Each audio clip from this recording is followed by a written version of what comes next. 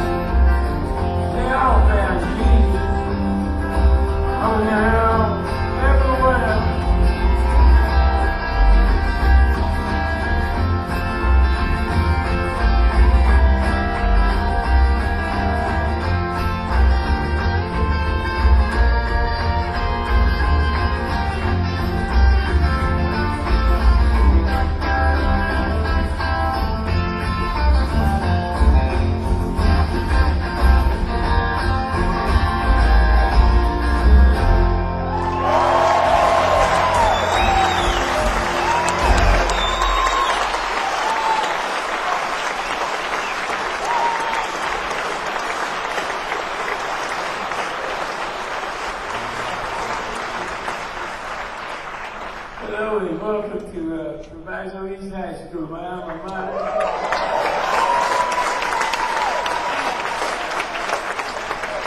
I want to thank the Proviso East cheerleading squad for coming out. I have my special request.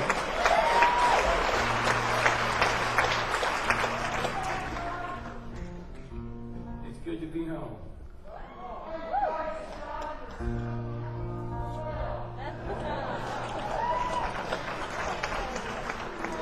It's warmer and drier.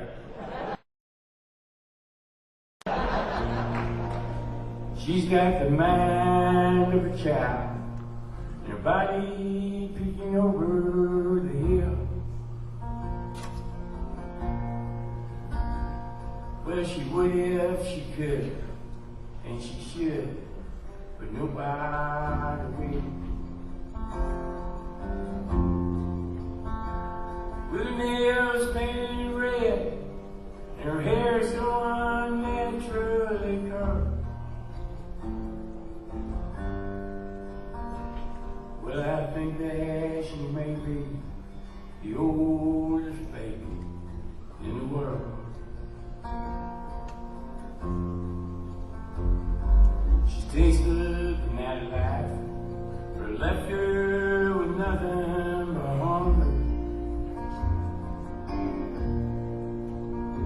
And all the available men seem to think that they want something younger.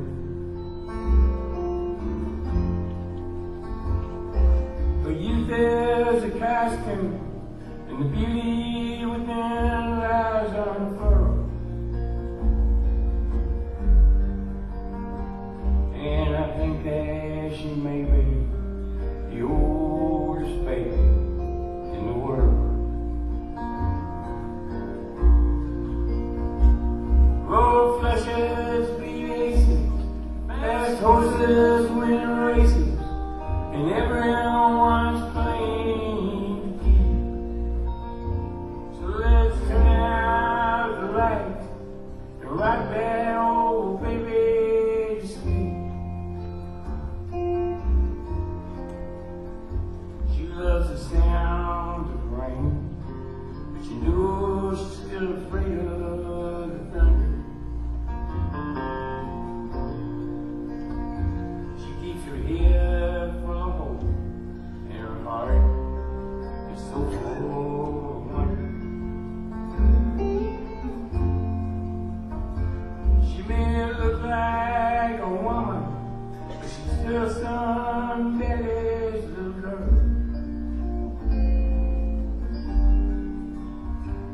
And I think that she may be the oldest baby in the world.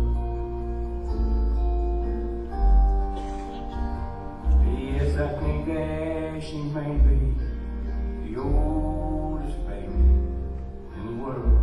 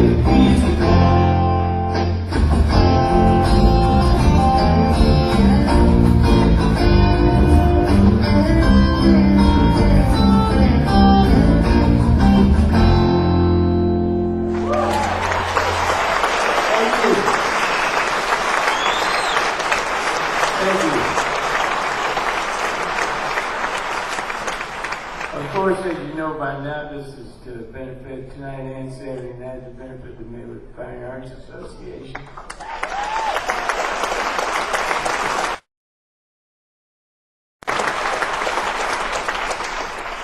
Ernie Me and Lois Bauman have been friends since I was a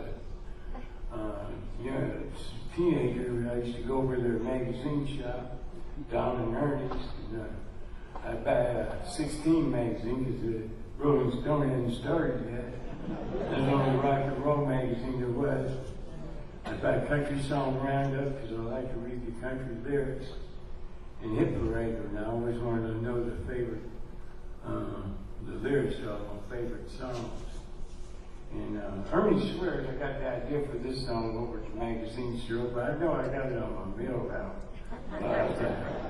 I worked for Maywood Post Office, but my mail route was in Westchester because we covered Broadview and Westchester besides all of Maywood. And they sent me out to Westchester. I thought it was a treat at first, it was because it was one of the largest mail routes in the 3 communities, and nobody wanted it, so they gave it to me. I had 497 houses. We delivered in rain, sleet, snow, and hail. Mainly dogs. More about that later. Tonight we're going to be singing a whole lot of songs. We're going to cover hopefully all your favorites and more so. And as you can see, we got a bunch of cameras here, so we're recording this tonight and Saturday night for a DVD.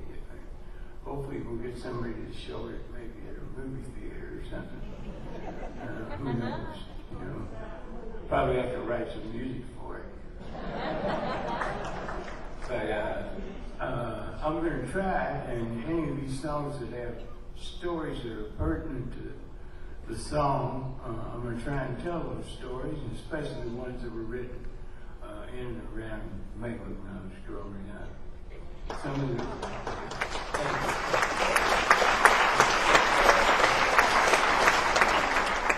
Some of the stories won't be pertinent to anything. This one, I was on my mail route. It was around late 67, must have been early 68, because I got out of the Army in late 67. I was lucky enough to get sent to Germany. They trained me for Vietnam, but sent me to Germany, put me in a construction outfit over there.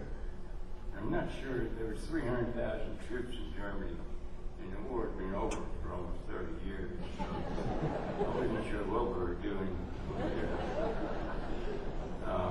We almost got involved in the 6-Day War in Libya because we had a bulldozer and a crane down there. We lent it to the Air Force, and when the 6-Day War started, they got us combat ready to go down and protect our equipment. But it took us 9 days to get ready. So I escaped that one too,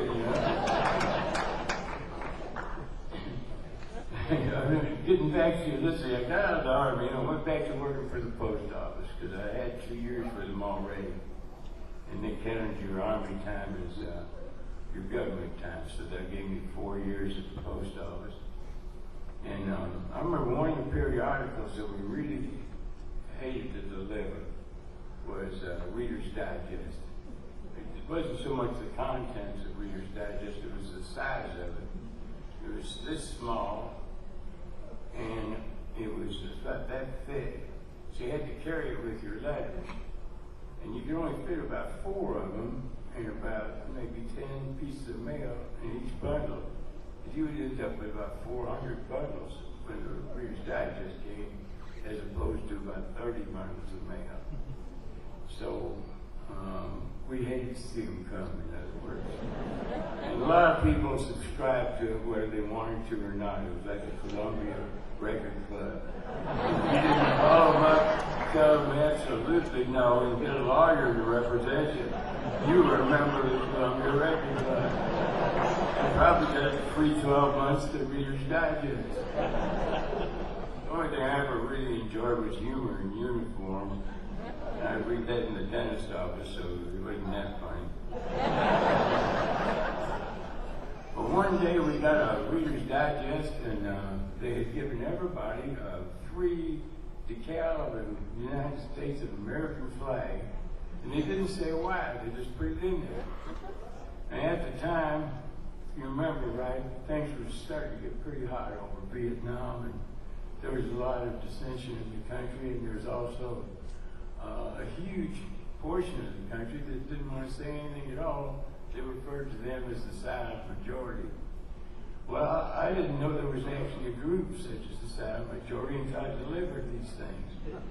And I went out the next day, and everybody had taken a flag and stuck it like on their bumper of their car, or on the front door, or on the mailbox, you know. And they didn't just stick it; they went like this, you know, like that'll show them. So I come up with this idea for a song about that. Yeah!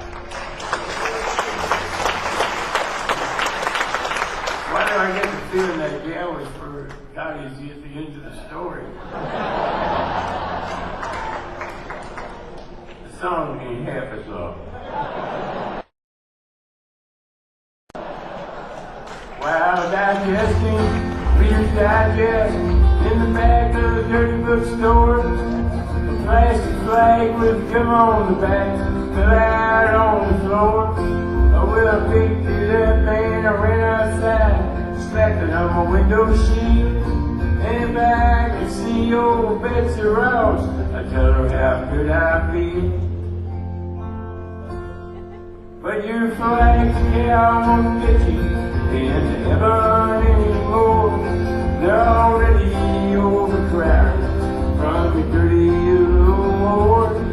Now Jesus don't like killing, no matter what the reason's for. And your flag, yeah, I won't get you into heaven anymore.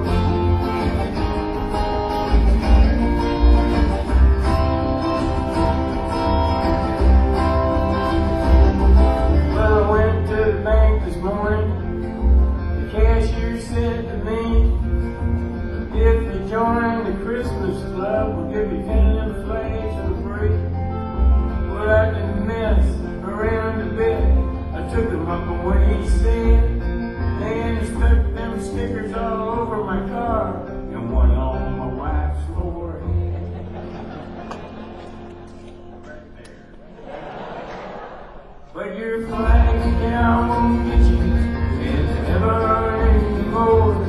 They're already overcrowded from your dirty little war. And now Jesus don't like killing, no matter what the reason's for. And your flag now won't be into heaven anymore.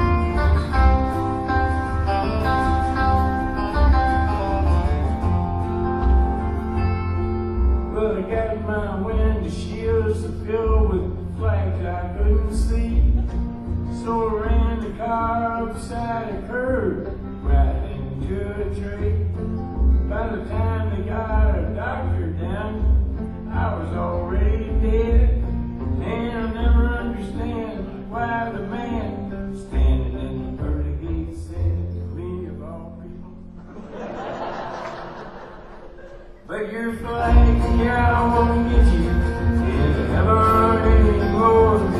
We're already overcrowded from your dirty little war. And now Jesus don't like living, no matter what the reason.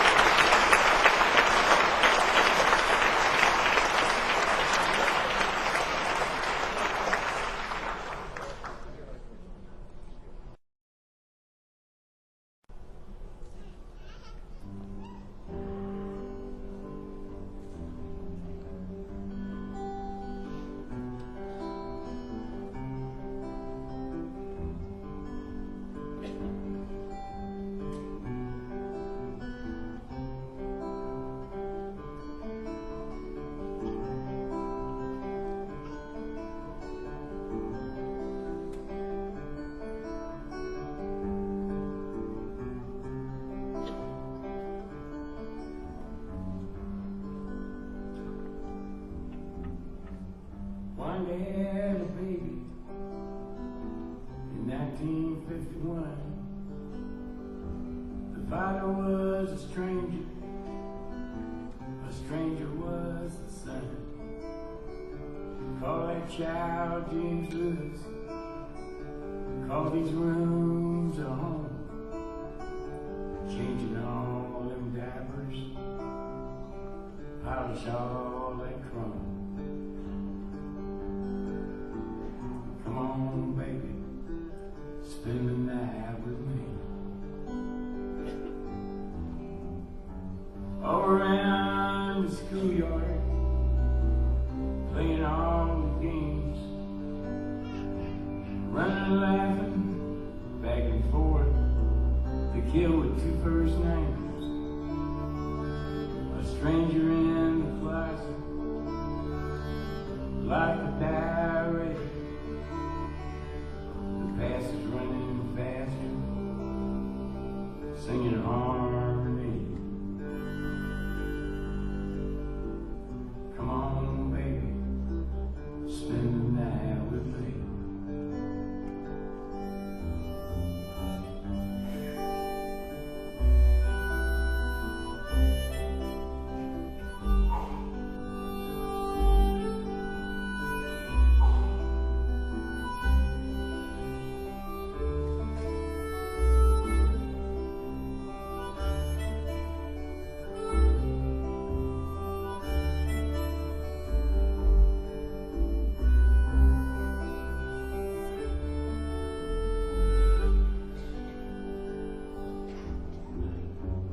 God bless this kitchen, set the knick-knack shelf. Dinner's almost ready, go and wash yourself. Jimmy's growing up now, and Wanda's growing old. The days are growing shorter, the nights are long and cold.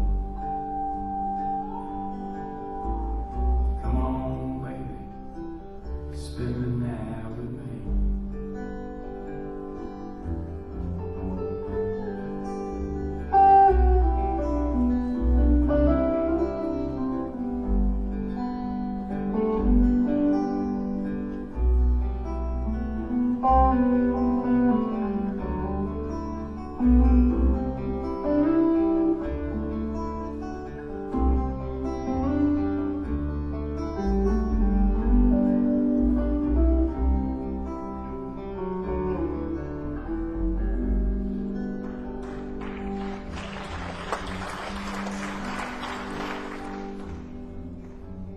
Sneaking in the closet, the fifth diary. Now don't you know, all he saw was all there was to say. The whole town saw Jimmy on the 6 o'clock news. His brains were on the sidewalk, and blood was on his shoes.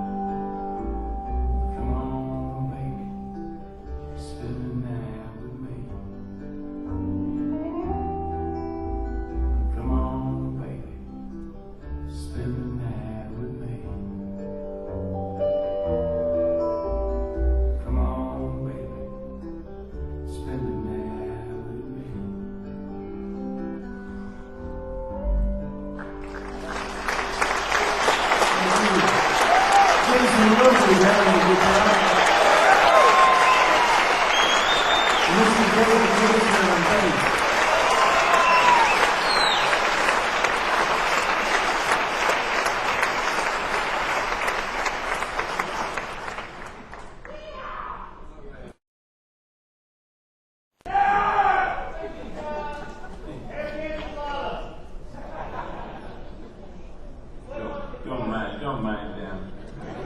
That's my brother.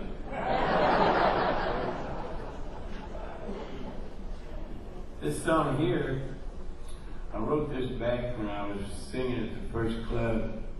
I haven't played it. Sorry, girl, I gotta talk about the fifth peg. Got Earl Piotki down front.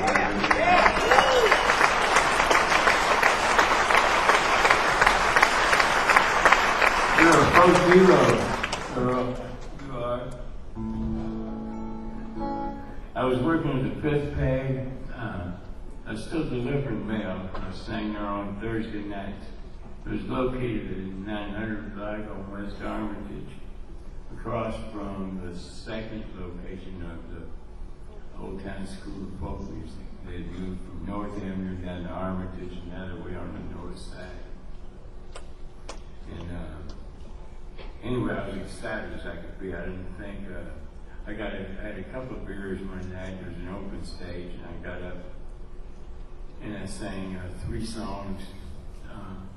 I sang Sandstone, No Lower Near in Paradise. And the crowd just looked at me, and I thought, oh shit. I thought they were worse than I thought they were, you know? And then they started applauding and didn't stop. The owner of the place offered me a job singing there. He said I'd get paid 50 cents, and we charged 50 cents at the door, and I'd get a quarter of it. So my wife, Aunt Carol Mendocino, she made sure she took the money at the door, so I got a pair of calves. I didn't know how important that would become years later. Anyway, I've been singing there about 4 Thursdays in a row, and I'm driving down to the gig, and I started thinking, well, it's going to be the same 12 people. So I thought, I bet they're expecting a new song. So I wrote this in the car on the way down. And only trouble was my guitar. This same guitar here is a lot newer then, so was I. It was in the trunk. And I thought, I had myself talked into by the time I got to the club that I'd written this melody along with the lyrics in my mind that I couldn't actually play on the guitar because I was very limited, as you can see, and I still am. My actual guitar neck should only be about 5 frets long. This is all virgin land.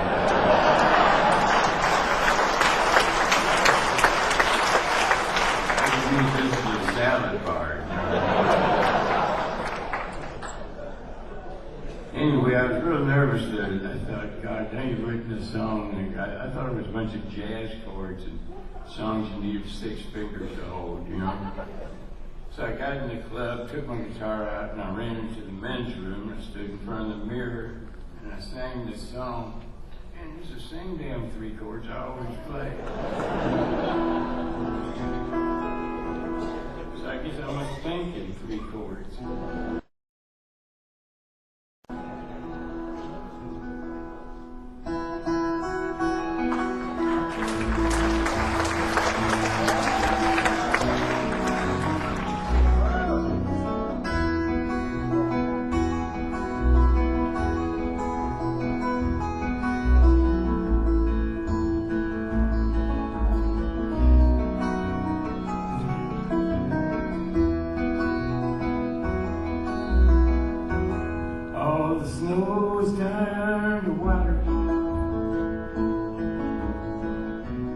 Christmas days have come and gone. Broken toys and faded colors are all that's left to linger on. I hate graveyards and old pawn shops, for they always bring me tears. I can't forgive the way they rob me of my childhood souvenirs.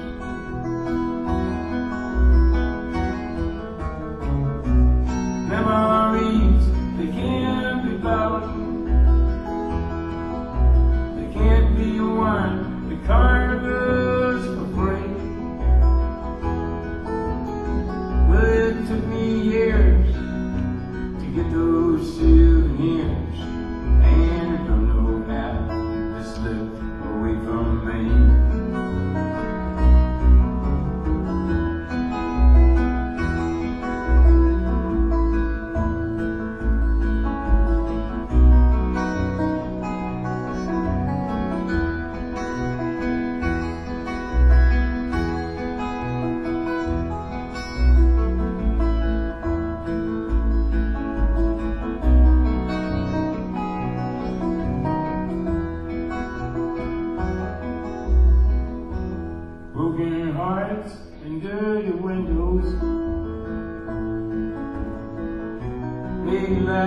difficult to say. That's why last night and this morning always look the same to me. And I hear you reading old love letters. Oh, they always bring me tears. I can't forgive the way they robbed me of my sweetheart's souvenirs.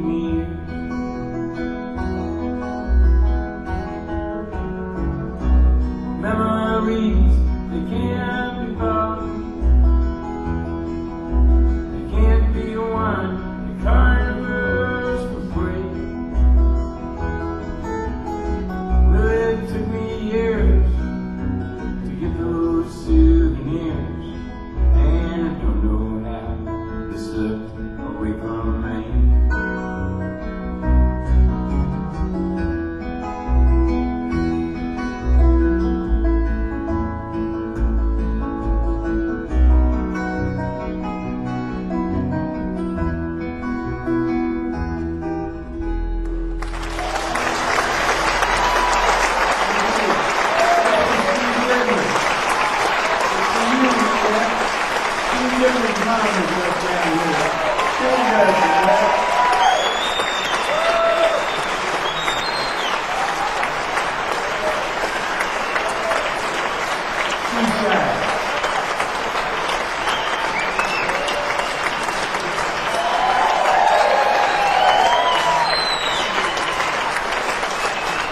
Thank you.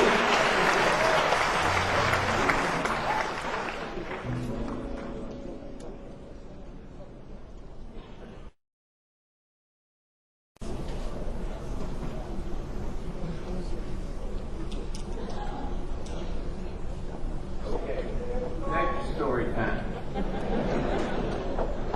This is a song about my father's father. His name was E.S. Prine, because his name was Impson's Kobe, and he didn't like either one of those. So they just called him E.S. And he was a carpenter by trade. And he worked all over the place, mostly in southern Illinois and western Kentucky and up in the Chicago area. He'd work on a construction job for however long it took, and then he'd have to move up and move his family. My dad ended up going to 12 different elementary schools, and he had a southern accent and stuttered. So he said he learned how to fight real fast. But I love my granddad. I was only about 8 when he passed away, but he took me everywhere with him, so I remember him quite well. And one day, this is after I started writing songs, about 1973, I already had a couple of albums out, and I was writing songs for my Sweet Revenge record. And, I got real vivid memories one day of Granddad Prine. I thought I'd better write these down because I knew how bad my memory is. And I wrote down everything I was thinking about, and they were all just one line long. And I noticed after I filled the page up that the 17th line rhymed with the 3rd one, and the first line rhymed with the 5th one, and so on and so forth. So I just rearranged them and they became a song. I learned a good trick after I debuted this song. I debuted it at the family reunion, which is not a good idea. I thought everybody would appreciate it because they all knew E.S., you know. But as soon as I finished the song, 2 of my mother's sisters took me in the corner and said, "Oh, Johnny, he didn't smoke Camels, he smoked Cools." And your grandma never went to Bowling Green, she went to the Berea School of Women. You can't please them all.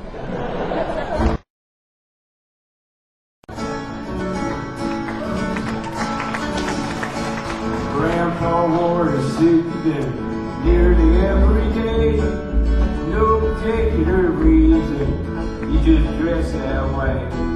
Brown necktie and a matching vest, both his wingtip shoes. We built a closet in our back porch and put a pity in a burned out fuse. Grandpa was a carpenter, he built houses, stores, and banks. Chain smoke, givers, cigarettes, and hammered nails and planks. He was a level on the level. The shade even never read the words. Voted for Eisenhower, God Lincoln won the war.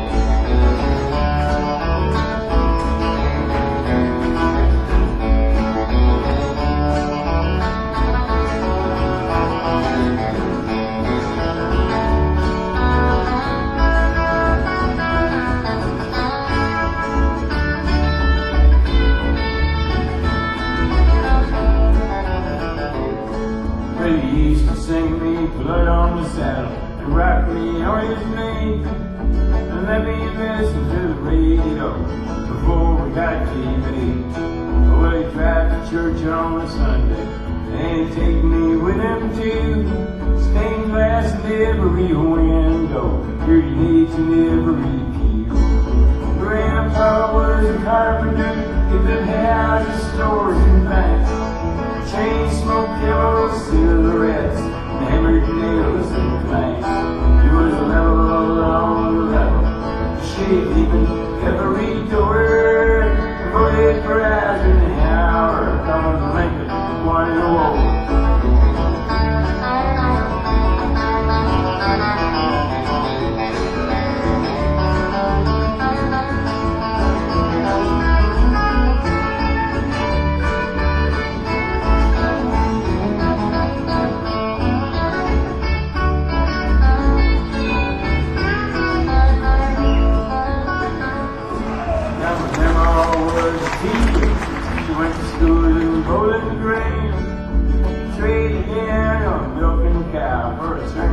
Sewing machine. I wish she called her husband Mister, and she walked real tall and bright.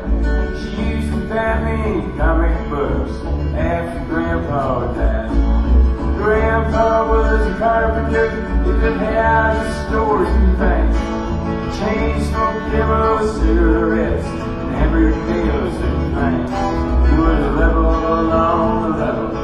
She didn't even ever read the word. Voted for Eisenhower, God Lincoln won the war.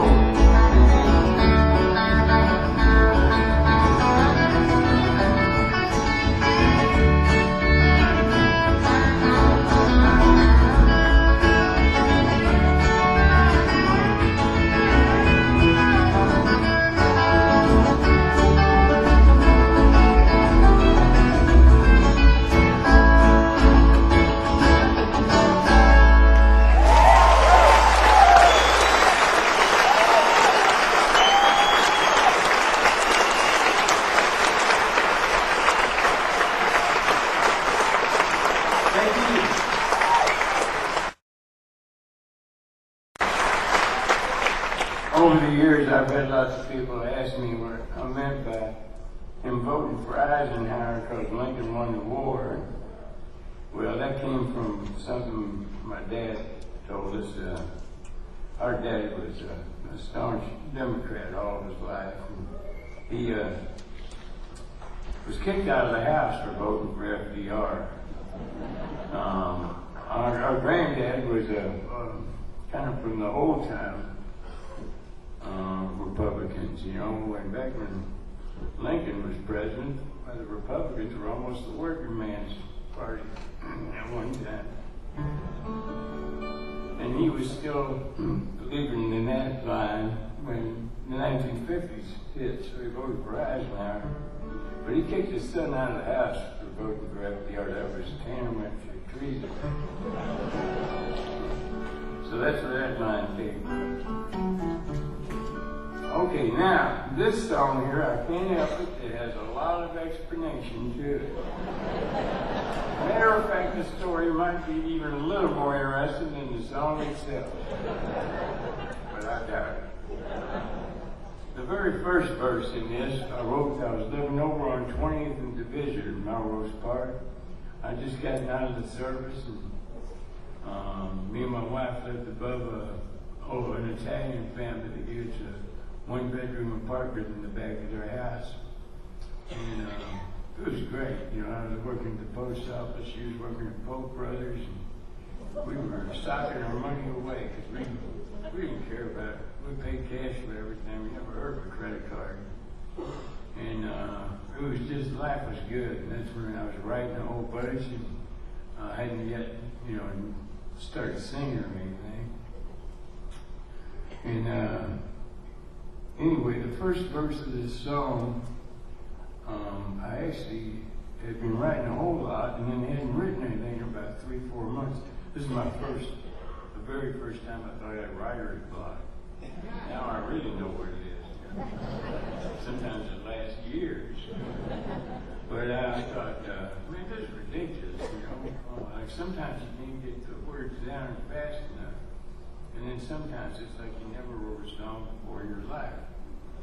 So I thought, well, to heck with this, I'm going to write about just exactly what's going on right now. I'm sitting here and I can't write a song. And what was happening was they were building a car wash down on the corner. And I love car washes because I like a clean car. But they were building a car wash, and so there's a lot of gravel trucks going by. And there's a big pothole in the street, the side street in front of my house. And every time a truck would hit that pothole, my whole house would shake. It took them about 6 months to build that car wash, and I went down there to the grand opening. I had a 51 Ford, toolbox red. It was beautiful. I put it through the car wash, put my money in, and all the soap came out, and never rinsed it. I drove around all day with dried soap on my car, and it cost me $3. So, that's the first verse of this song. On to the second verse. This would be my illustrious Army career serving my country in Germany in 1966 and 67. I got drafted in January of 66. I'd only been out of school about a year and a half, out of high school, and LBJ had gone from 25,000 troops in Vietnam to 500,000 almost overnight. And so everybody's guys, all my buddies were getting drafted left and right. It was only a matter of time before I was going to get drafted. And sure enough, I found out dead. And I thought, boy, this is it. I'm going over there to Vietnam, you know.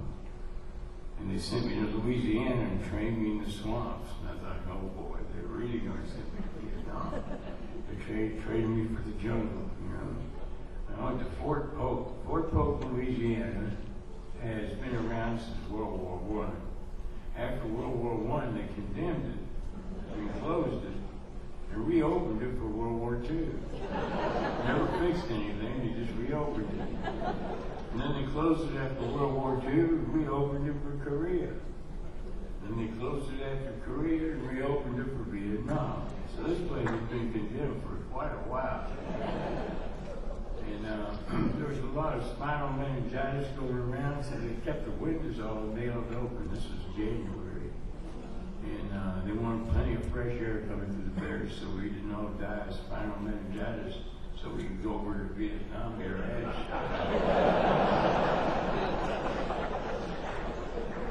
Well, like I say, they ended up sending me to Germany and a bunch of other fellas. I ended up in a construction outfit. I don't know how, because I told them I was a mailman. You know, that doesn't seem to matter to them, what you did in civilian life. And then when they took the aptitude test the day I was drafted, I never opened up the question booklet. I just took the answer sheet and put A, B, B, C, A, D, C, B, B. So they ran through their computer and said, this kid's a fucking mechanical genius.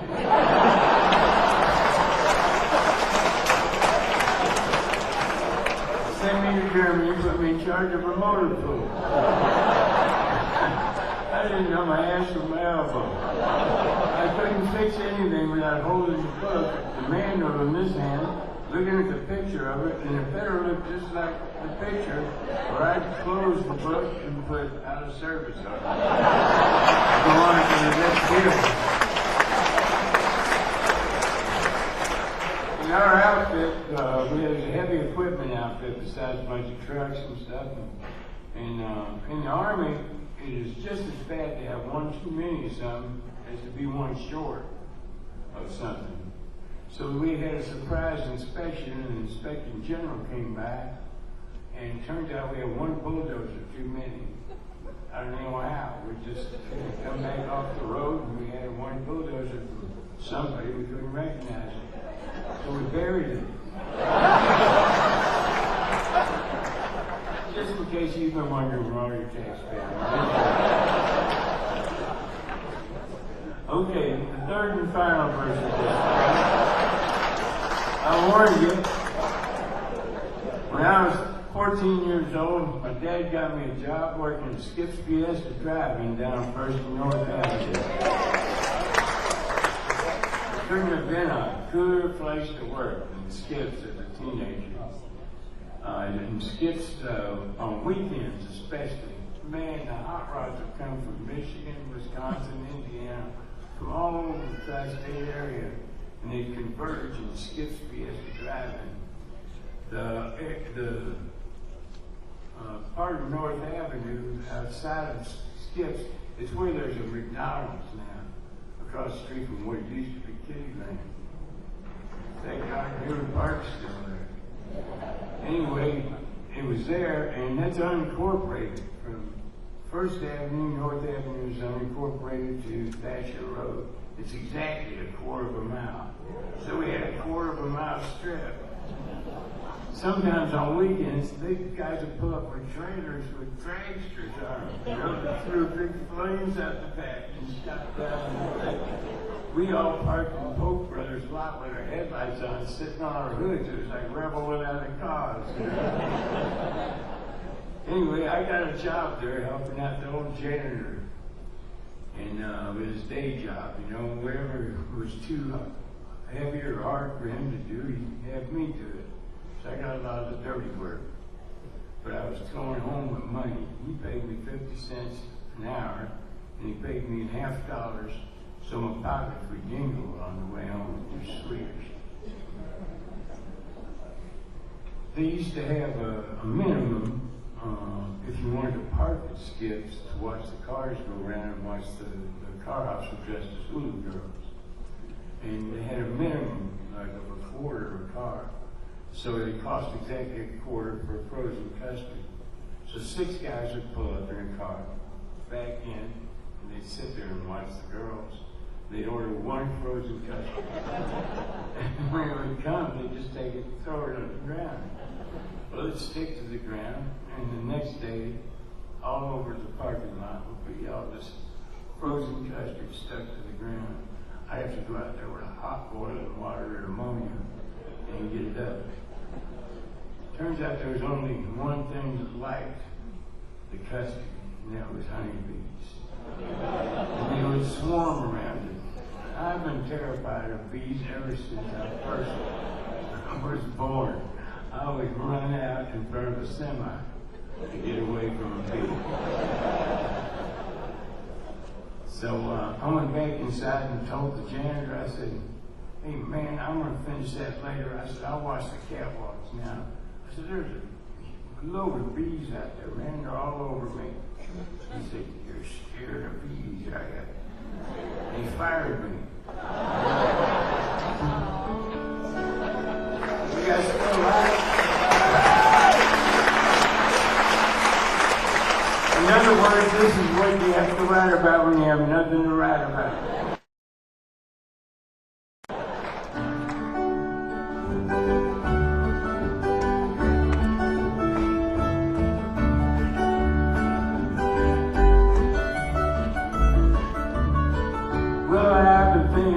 About the people I meet, the car wash on the corner and the hole in the street, the way my ankles on my feet. I'm wondering if I'm gonna see tomorrow. Father, forgive us for what we must do. You forgive us and we'll forgive you. We'll forgive each other till we both turn blue. And we'll whistle and go fishing in heaven.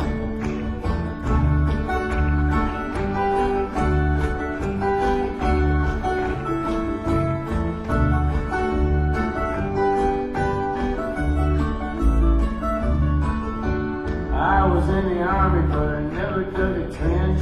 Used to bust my knuckles on a monkey wrench.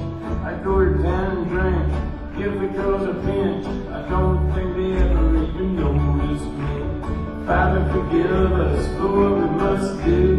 You forgive us and we'll forgive you. We'll forgive each other till we both turn blue. And we'll whistle and go fishing in heaven. Fishing and whistle. Whistle and fish, eat everything that they put on your dish. When we get through, we'll make a big wish that we never have to do this again. Again, again. Oh, Father, forgive us for what we must do. You forgive us and we'll forgive you. We'll forgive each other till we both turn blue. And we'll whistle and go fishing in heaven.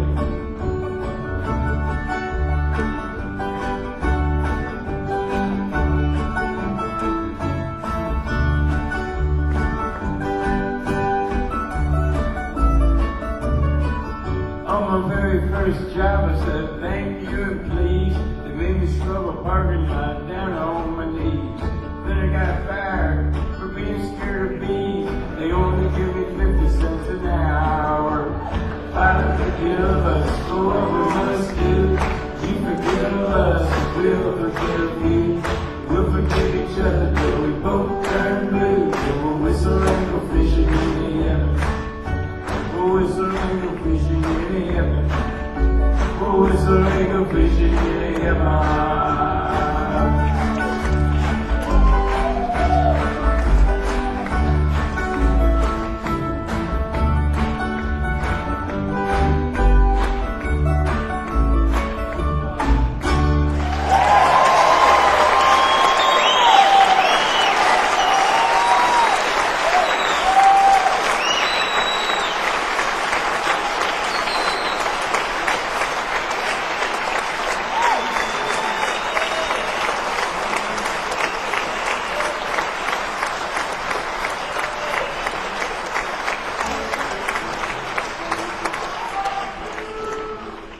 Thank you for indulging my story. I wrote this song down in Nashville with a good buddy of mine. I've known him for about 30 years. He's from Bristol, England, and his name is Roger Cook. He kind of talks like all people from Bristol talk like Cary Grant, but he doesn't look a thing like Cary Grant. Me and him, we like to shoot snooker and play dominoes. And sometimes when the game starts to drag, we'll occasionally write a song. And usually if you write a song with Roger Cook, it becomes a hit. It's the only things I ever wrote that ever even came close to being a hit. So this one here, I personally like to write mainly by myself, because at least then I know when the song is over with. When I'm writing with somebody else, there always comes a time in the song when I look across the table and think, well, how in the heck can two distinctly different individuals write about the same idea at the same time? Because, like, during this song we were writing it, personally, I had my wife in mind, and I was hoping that he didn't.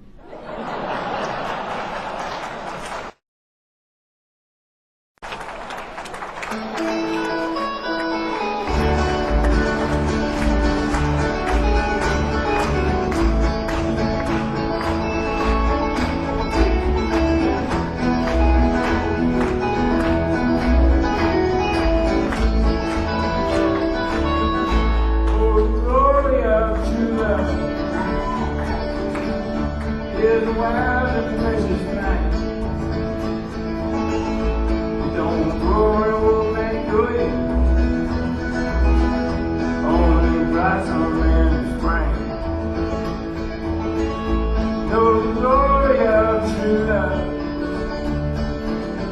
until we last your whole life through. Never will go out of fashion. Always will look good on you. You can climb the highest mountain, touch the moon and stars above. But old faithful's just a mountain compared to the glory of true love.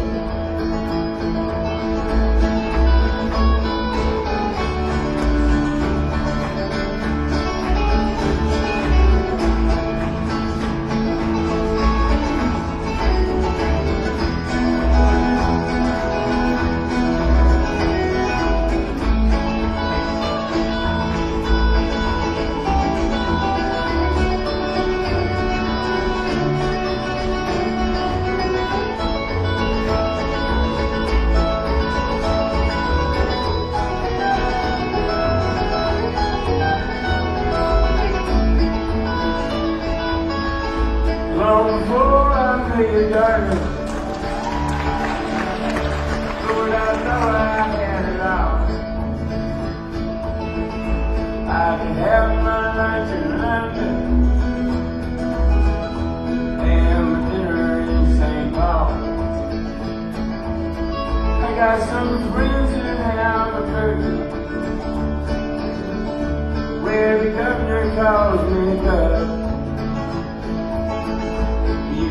Give her all the goodwill for the glory of true love. You can climb the highest mountain, touch the moon and stars above. But old faithful is just a mountain compared to the glory of true love.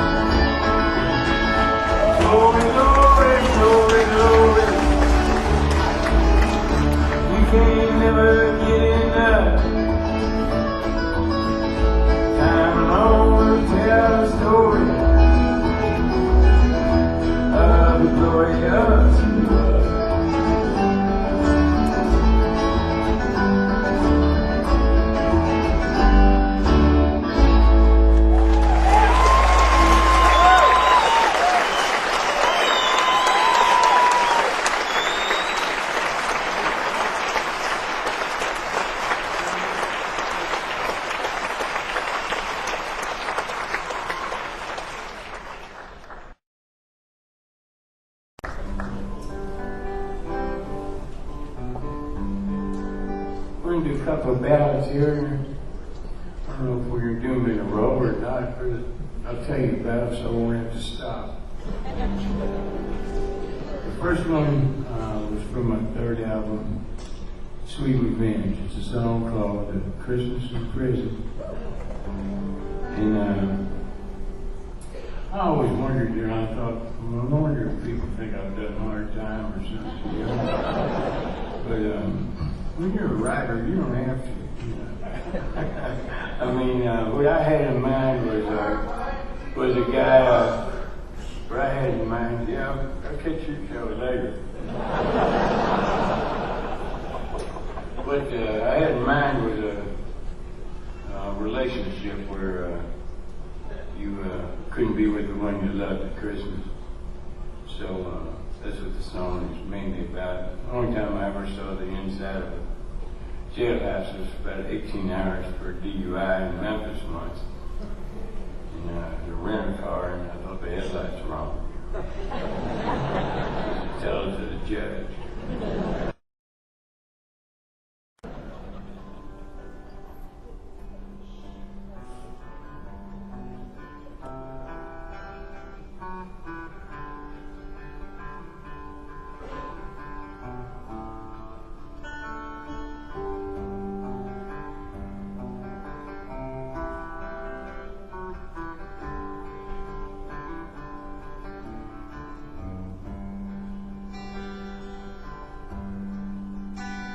It was Christmas in prison, and the food was real good. We had turkey and pistols carved out of wood.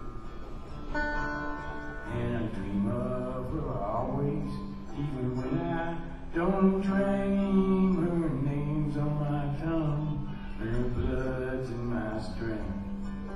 Wait a while, eternity. Oh, my nature's got nothing on me. Come to me, run to me, come to me now. We're rolling, my sweetheart, we're flowing by God.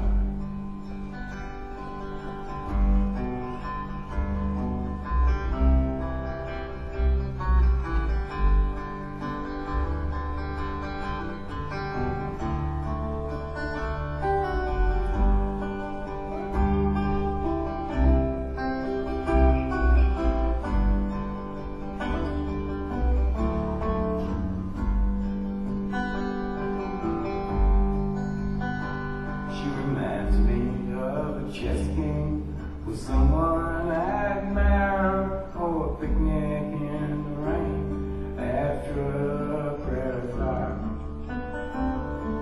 Her heart is as big as this whole goddamn jail, and she's sweeter than saccharin at a drugstore sale.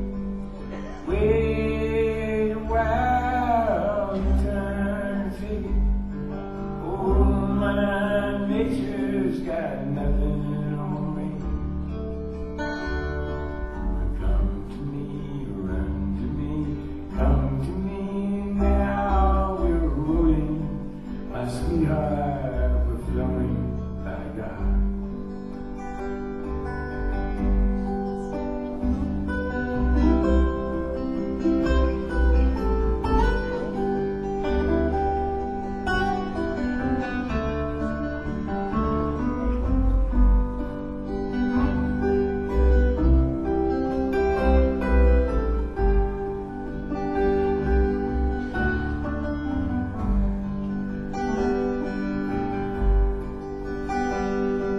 Searchlight in the big yard swings around with the gun. The spotlights and snowflakes like the dust in the sun.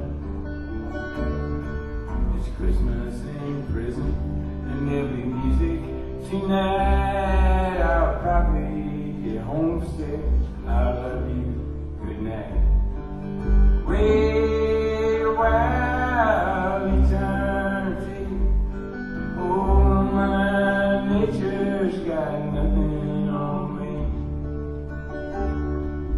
Come to me, run to me, come to me now. We're rolling, my sweetheart, we're flowing by God.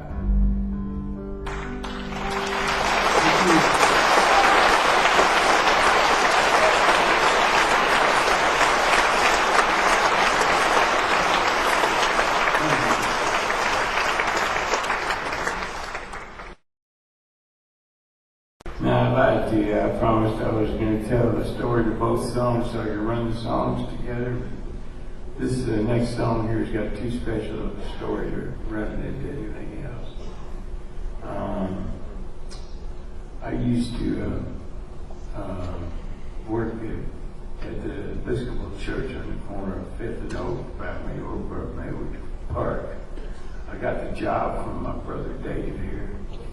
Dave was the church needed a custodian to do me a full-time one, just somebody to come in and cut the lawn, shovel the snow in the winter, dust the pews, wax the cross, and get everything ready for the Sunday service, you know. So Dave went off to school and he bequeathed the job to me. I needed money to save for a big guitar. I just had like a Sears low-butt guitar, and the strings were about that high off the neck. Trying to play a dobro. So I was saving for my guitar, and Dave figured this would be a good way for me to earn some money instead of trouble. And while I was working at the church, they also came up with an altar boy too short and made me an altar boy. They baptized and confirmed me on the same day. And then I served the next day in the church as an altar boy. So I was a pretty busy guy on Sundays. So I was walking over to the church one Sunday, and you had to get up. It snowed heavy on Saturday night, and you just get up real early and get over there, because you didn't want anybody to fall and bust their tail on the ice and snow out on the steps of the church. You know, then they'd lose all the money they collected. So I'm walking down there, and I always thought Sunday morning was a really special time. You know, later on, Chris Christopherson captured it perfectly in a song of Sunday morning coming down. And anyway, I thought it was a real special time because it seemed like I always loved the silence after a fresh falling snow. Just walking around here, nothing but the crunch of your footsteps. And the only other people out were the guys delivering the Sunday papers or altar boys walking to the churches. And this altar boy was walking to the Catholic church over on 6th Avenue. And apparently he was walking down the train tracks. And he must have had his mind somewhere else. And the commuter came up. This is the northwestern tracks. The commuter came up behind him. And anyway, he was instantly killed. The train couldn't stop in time. And I ran over to the scene, you know, and by that time there was a lot of cars that stopped, and police were there, and ambulance and everything. And there were some others there that they didn't quite know where the sons were. They hadn't found out, they hadn't been able to identify the person yet. And they were all real worried, and while they were standing there, they identified him. And so the other mother started comforting the one that found out it was her son. And it just seemed like a really odd moment to me where they were all wondering. They were both relieved, and the hearts went out to this other woman. And so years later, I just remember things like that. There's the image in my head, you know. Like I didn't see the accident or anything. This was the aftermath. And then I went over and shoveled the snow and went to church that day. And years later, I had a relationship go south on me, and I was trying to explain to myself what had happened. And so, like I used to do with other things, I tried to take another image where I can intersect it with what I'm trying to talk about. So I thought about this image of the boy getting killed on the train tracks. And then the second verse is about the relationship that's going back. It's called Change Sorrow.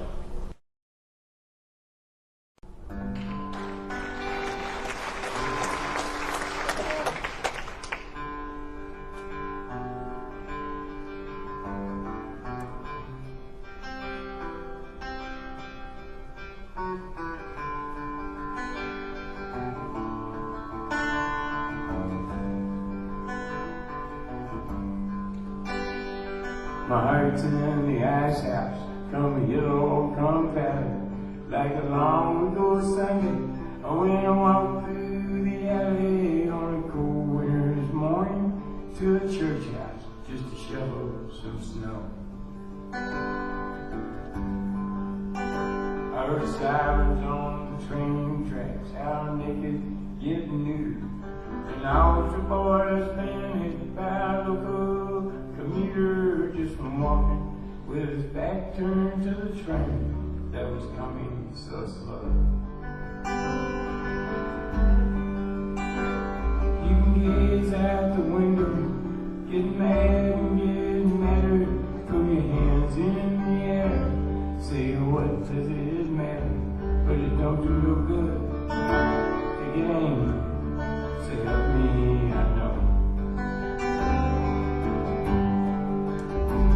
For heart stained in anger, grows meek and grows bitter, you become your own prisoner as you watch yourself sit there wrapped up in a trap, where you're buried on the chain of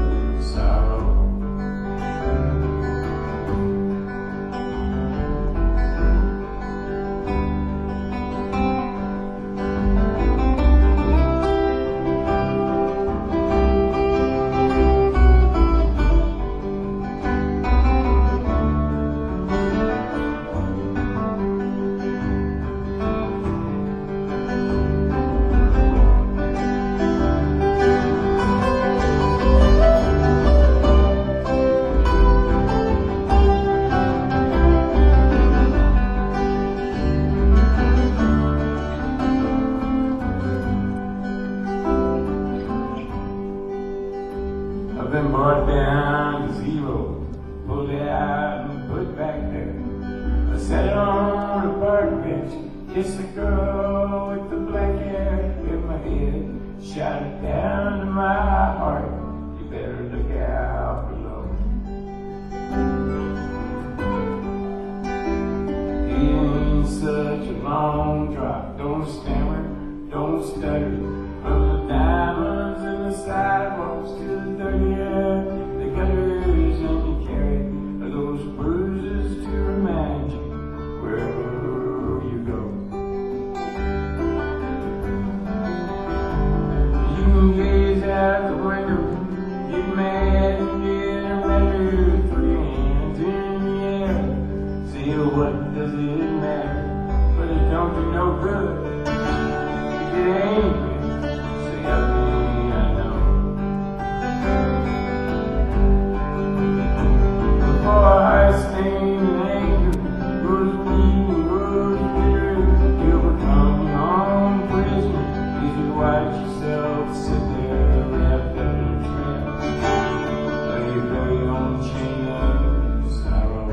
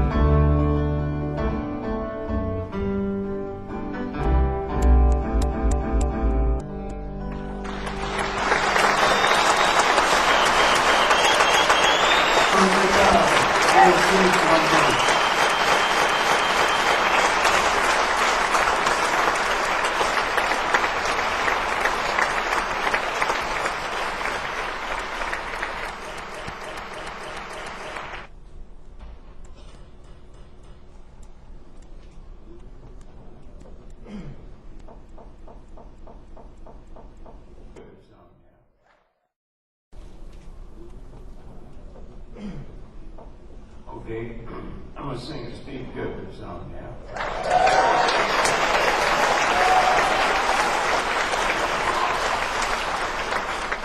This is actually one that Steve says we wrote together, but I still think it's his song, you know. Me and him was in New York City, and boy, things were popping for us like crazy. At the time, everybody said you can't stay in Chicago and get a national recording deal, you know. And here Steve and I went off to New York City, and within 24 hours was signed to record companies, all because of our buddy Chris Christopherson. That's right. Christopherson had come through Chicago, and he was just starting to, you know, create a big stir, and people were hearing about his lyrics, his fabulous lyrics. And he played Richard Hurtin's Quiet Night. And they offered Steve the opening slot for Chris. So I had a night off at Earl's, and I went on over there to hear Christopherson and hopefully get to meet him, because he was immediately became a writing hero of mine. His words just jumped off the page, and I could read a Christopherson lyric and tell you what the melody was, just from the meter of the words. So anyway, Stevie ended up talking to Chris and his band one night, really, really late on a Sunday night. They were asking Steve if he had to play the rest of his songs for him, for Chris and the band, because they really liked that city, New Orleans and everything. Steve said, I will, but like, you gotta get in a taxi cab right now and come over and hear my buddy across town. You know, and Chris said, he told me many years later, he says the last thing he wanted to do, you know, because they'd been out hitting the road pretty good. It was their last night, the quiet night. He was kind of looking forward to going back to the hotel. decided to go with Stevie, and they got in a cab. Steve brought him over to the Earl of Old Town, where I was packing up my guitar. Earl had paid me for the week. Gus was cleaning at the bar. And Chris Christopherson walks in with Steve Goodman, Paul Anka, and Samantha Eggers. And the whole place is empty now. We got the chairs are already up on the tables and the floor has been locked. We take down 4 chairs and put them in front of the stage, and I get up and do an entire set. When I got done, Chris bought me a beer and said, "Would you get up there and sing those same songs again?"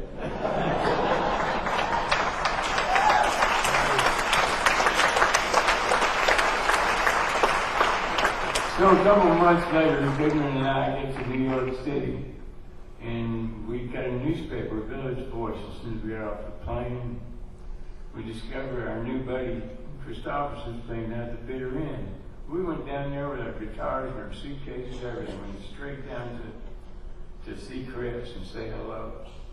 Well, Chris was so happy to see us. He said, "You guys got to get up on the stage and sing, because I'm going to put you up there." He said, "You could do 3 songs apiece."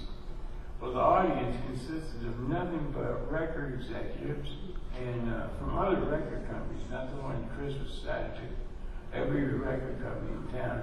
And Carly Simon, it was her first performance, she was opening for Chris. So, and the rest of them were critics. Okay, that was the audience. And I get up and do 3 songs, and Jerry Wexler, president of Atlantic Records, asked me to come to his office at 10 a.m. the next morning, and he offered me a recording contract. So I wasn't there 24 hours, it was all because of Chris. Later that day, Steve got a record contract with Bruised. But we returned back to Chicago, and we were like, you're thankful we walked on the moon, because we were Chicago guys that we both had record contracts in our back pocket, and didn't have to leave Chicago to do it. So it was an amazing time for us. So a couple months later, we were both back in New York, visiting our respective record companies, and we're sharing a room at the Hotel Roosevelt. So I decided I want to go down to the Village and check out somebody and have a couple of beers. Steve wanted to stay in. So I go downtown. I had a great evening. I come in late. Steve is still up. He's sitting in the corner with just one light on. He's writing on hotel stationery. And I look over his shoulder and he says, "It was all that I could do to keep from crying. Sometimes it seems so useless to remain." And so I was feeling pretty good. And I jumped up on the bed and acted like I had an imaginary fiddle, and I said, "And you don't have to call me darling, darling," but they never even called me by my name.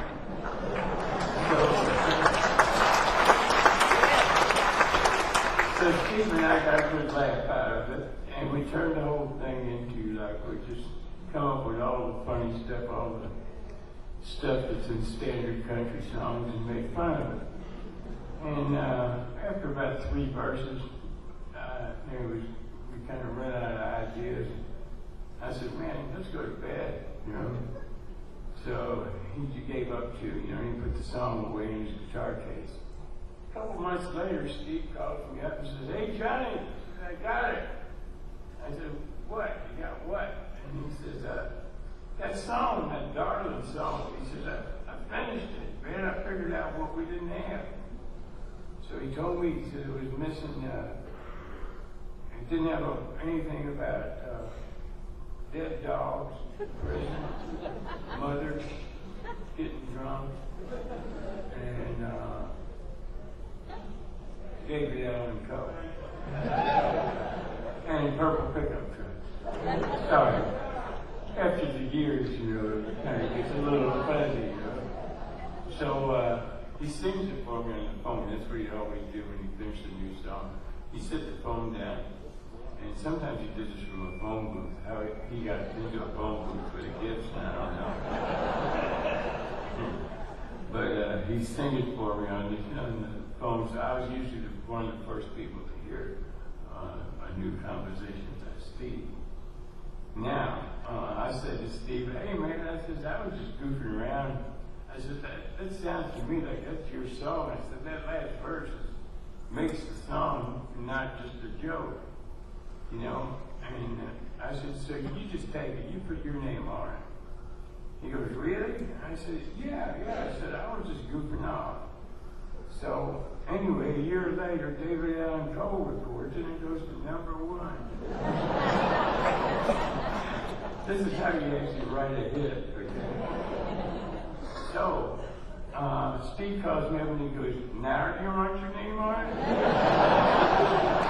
And I said, Steve, I'm not an Indian giver. I said no in a minute. I said, it's your song, man.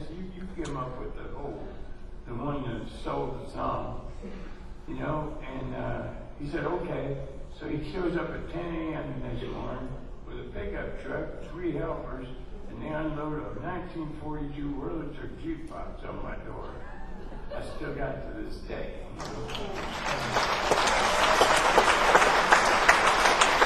That's what Steve Goodman gave me for writing one line. He never even called me by my name. Let's play it for the folks.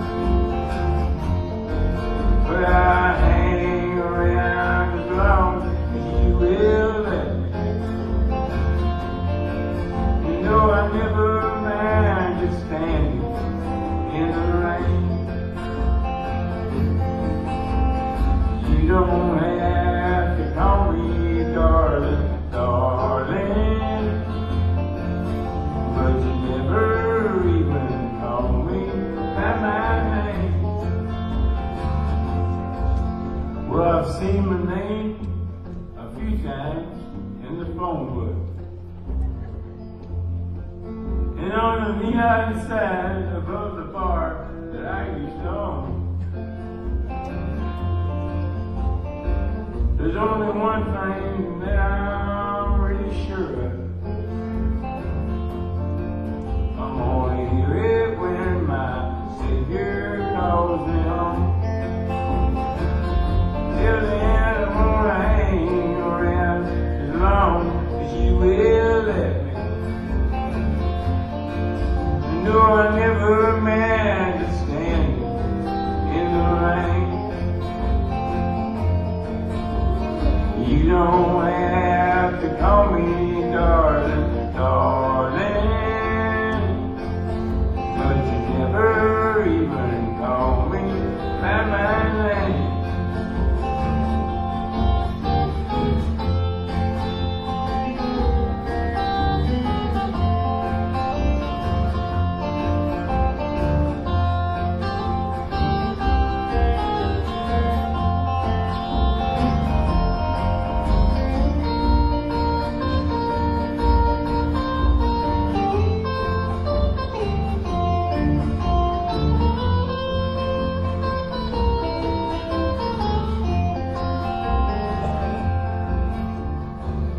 You don't have to call me Waylon Jennings.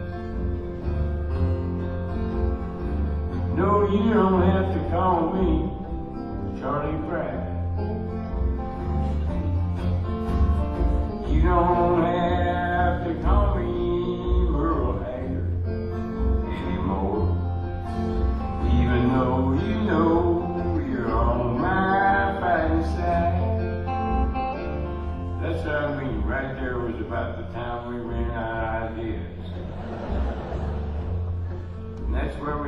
song and I went to bed in the hotel rooms about New York City. Now comes the verse. This is the money maker here. Steve wasn't going to let this thing sit in his guitar case forever, you know. So he got real compact on it and put it all in one verse, sent it off to David Allen Coe.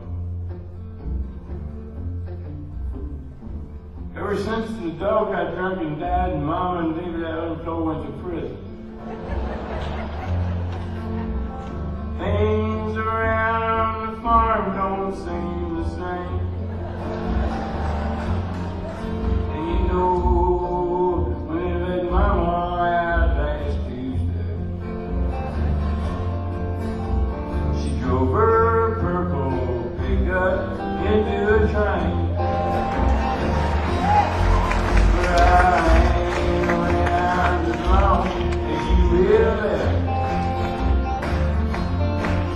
Though I never meant to stand in the rain. You don't have to call me darling, darling, but you never even call me. I wonder why you don't call me. No, you never even call me by my name.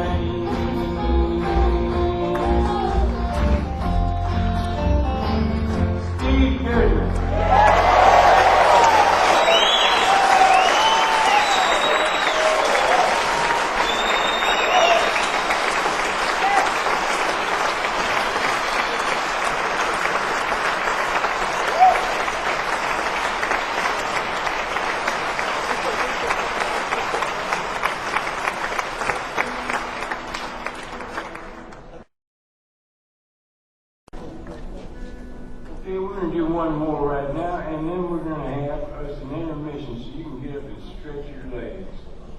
I tried hard to get a bar for you, but it was impossible to do here at the school grounds. So we're just going to take 20 minutes, and the cameraman are going to change tape. You guys stretch, maybe try and steal a better seat. We'll continue on.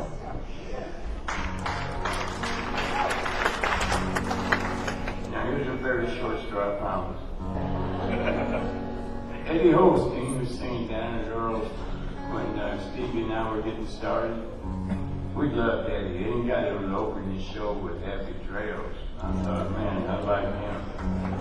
And then once I saw Eddie, I took him to lunch and watched him eat, sir. Ain't nothing like it in the whole world.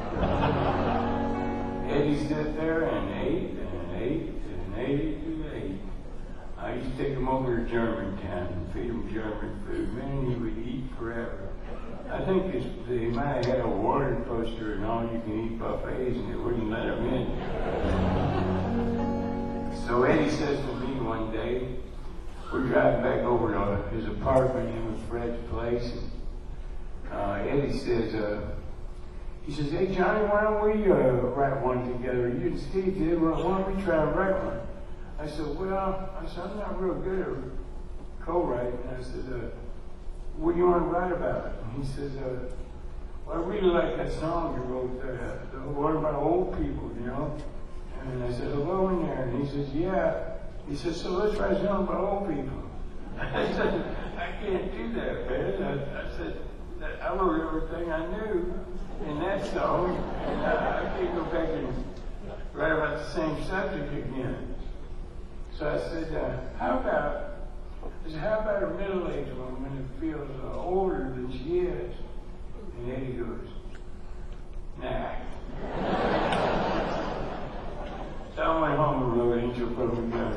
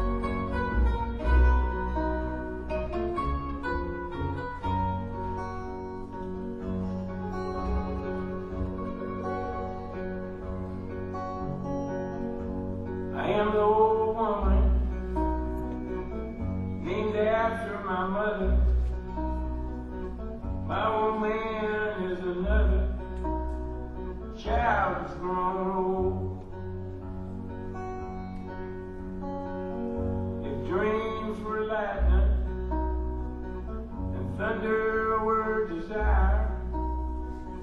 This old house would have burnt down a long time ago.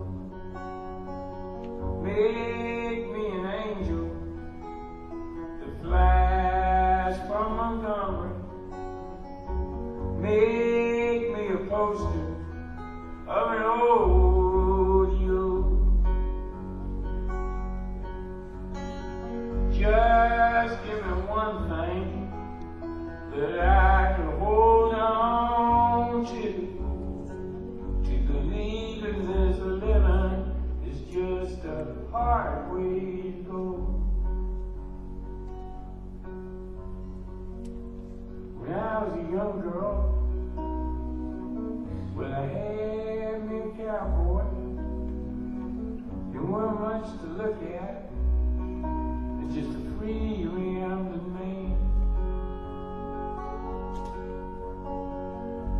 But that was a long time, and no matter how I tried, the years just flow by like a broken down dam.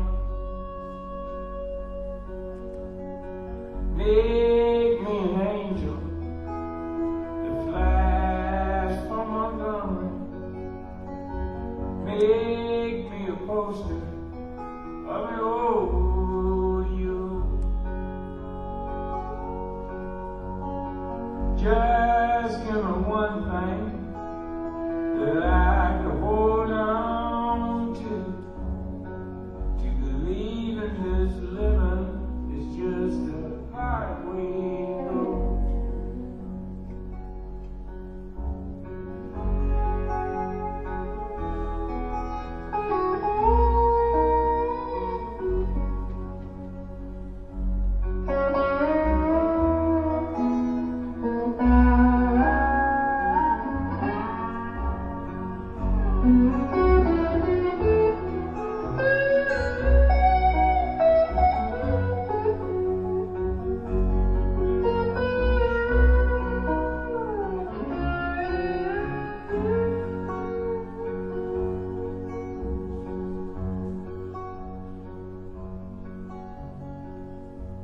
There's flies in the kitchen. I can hear them buzzing. And I ain't done nothing since I woke up today. I'm a hell-kind person.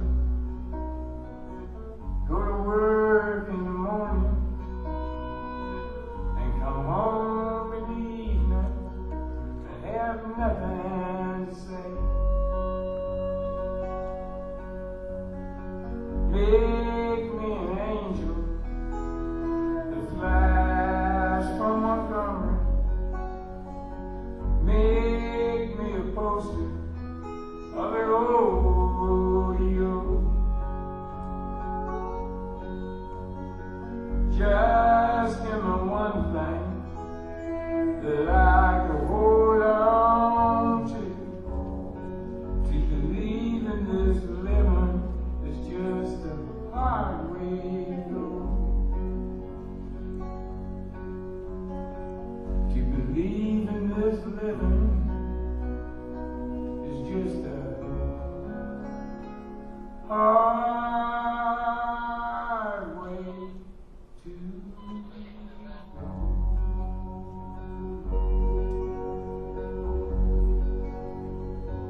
That's for Bonnie Ray.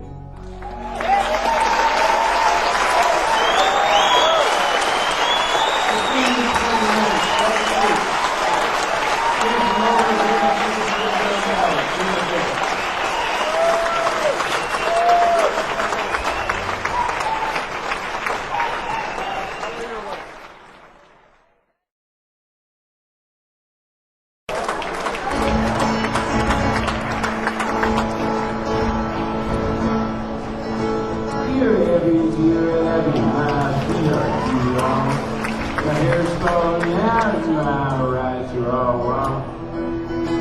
My friends, they all tell me there's no friends at all. Won't you write me a letter, or won't you give me a call? Sad, bewildered, bewildered, you have no complaint. You are what you are, and you ain't what you ain't.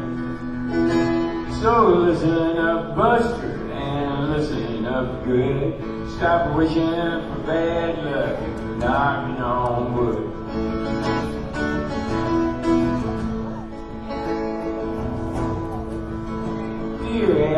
Dear Abby, my fountain pen leaks. My wife hollers at me, and my kids are all freaks. Every side I get up on is the wrong side of bed. If it weren't so expensive, I'd wish I were dead. Sad,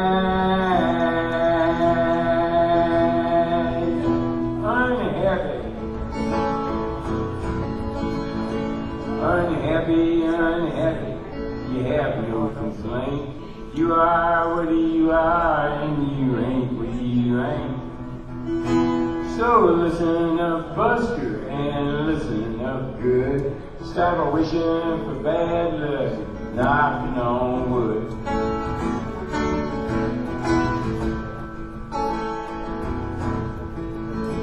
Dear Abby, you won't believe this, but my stomach makes noises whenever I kiss. My girlfriend tells me it's all in my head, but my stomach tells me to rag you instead. Sad, noisemaker,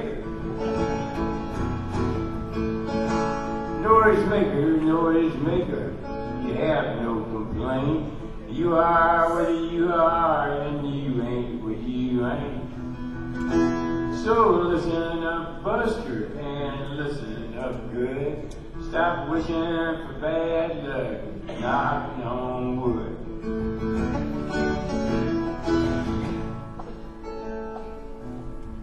One time we was up playing in the Twin Cities up in Minneapolis, St. Paul. We did a 3-act bill at the Tyrone Guthrie Theater. Bonnie Kolock, Steve Goodman, and myself. So this was right around the time I had Dear Abby out. And our office got word that Abigail Van Buren was coming down to the show. And she wanted to hear that song. So I said, is she here yet? And they said, no, just go on and we'll let you know when she gets here. Because she hasn't picked her tickets up yet. So I get out there and I'm playing and I keep looking over the side of the stage, no sign of anything. So I started explaining to the audience that I was waiting for her to get here because I wanted Dear Abby to hear the song, Dear Abby. And I said, are you here yet? And nobody said boo, nothing. So I said, didn't she ever come out? And a guy stands up in the balcony and goes, only on Groundhog Day. Dear Abby, oh, well, I never thought that me and my girlfriend would ever get caught. We were sitting in the back seat just shooting the breeze with her hair up in curlers and her pants to her knees. Sad,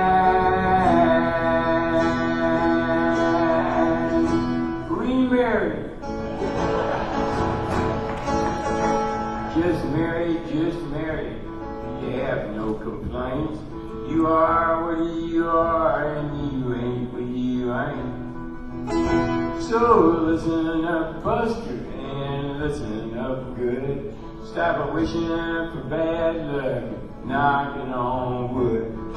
Sad,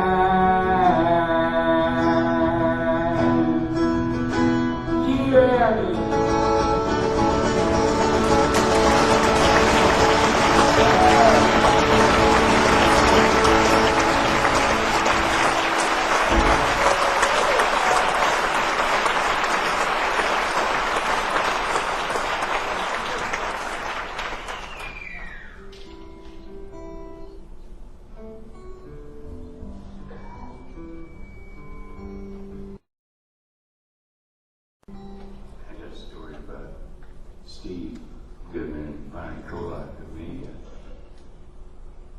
Steve and Earl Bianchi, Bill Redhead, and Fred Olstein. They had a club over North Lincoln called Somebody Else's Troubles after one of Stevie's songs. And they started to initiate this thing called Cook and Sing. So they had Barney cooked out. I forget exactly what dish, but Barney, she was a good cook and she made something really nice, fancy and everything. Served it herself and then sang for everybody, did a show. And the money would go towards the charity. So a couple of weeks later, Steve does a cooking thing in his own club. He cooked chicken cordon bleu or something, you know, and went out there and served it, you know, and then sang for longer than I've been out here tonight. And they said, well, John, you ought to do it, you know, and I thought, well, all I know how to make is grilled cheese. And by the time I made 1,500 of them, they'd be cold. So I said, I think, how about if I just buy them my favorite food? You know, and then he said, well, yeah, that'll work. So I went to White Castle. And I bought 1,500 sliders. Well, they bought so many of them that they sent the little White Castle truck with 3 little ladies with White Castle hats. And they came out with these big oven trays full of sliders and served everybody 5 burgers, order of fries, and still a day-old apple slice with American flag stuff. And the coup de grace was Duke's chili. Duke's chili would go through you like nobody's dead. So these people all paid a pretty stiff price and had a good benefit for, you know, to give the money to. And I don't watch them all eat. I don't think they can wait to get out of there that time. I didn't tell quite as many stories. Here's a song of mine that I haven't sung in about 30 years. Bonnie Pollock used to sing the heck out of this.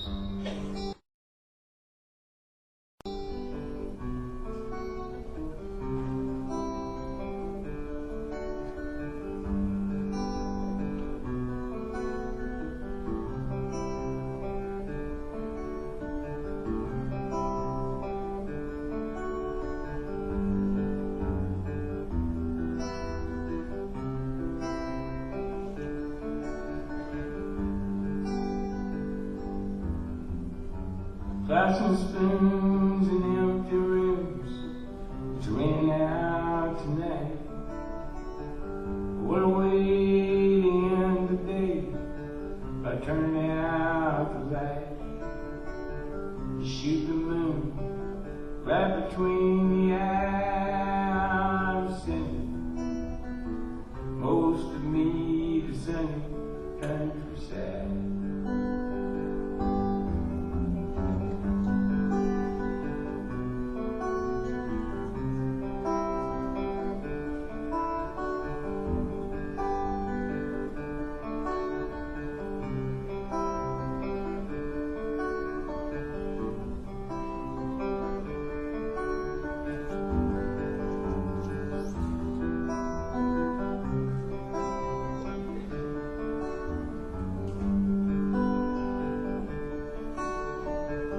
Run through sky blue, rolling in the sun. Every day has a way of overflowing one. Shoot the moon right between the eyes. I'm keeping most of me in sunny countryside.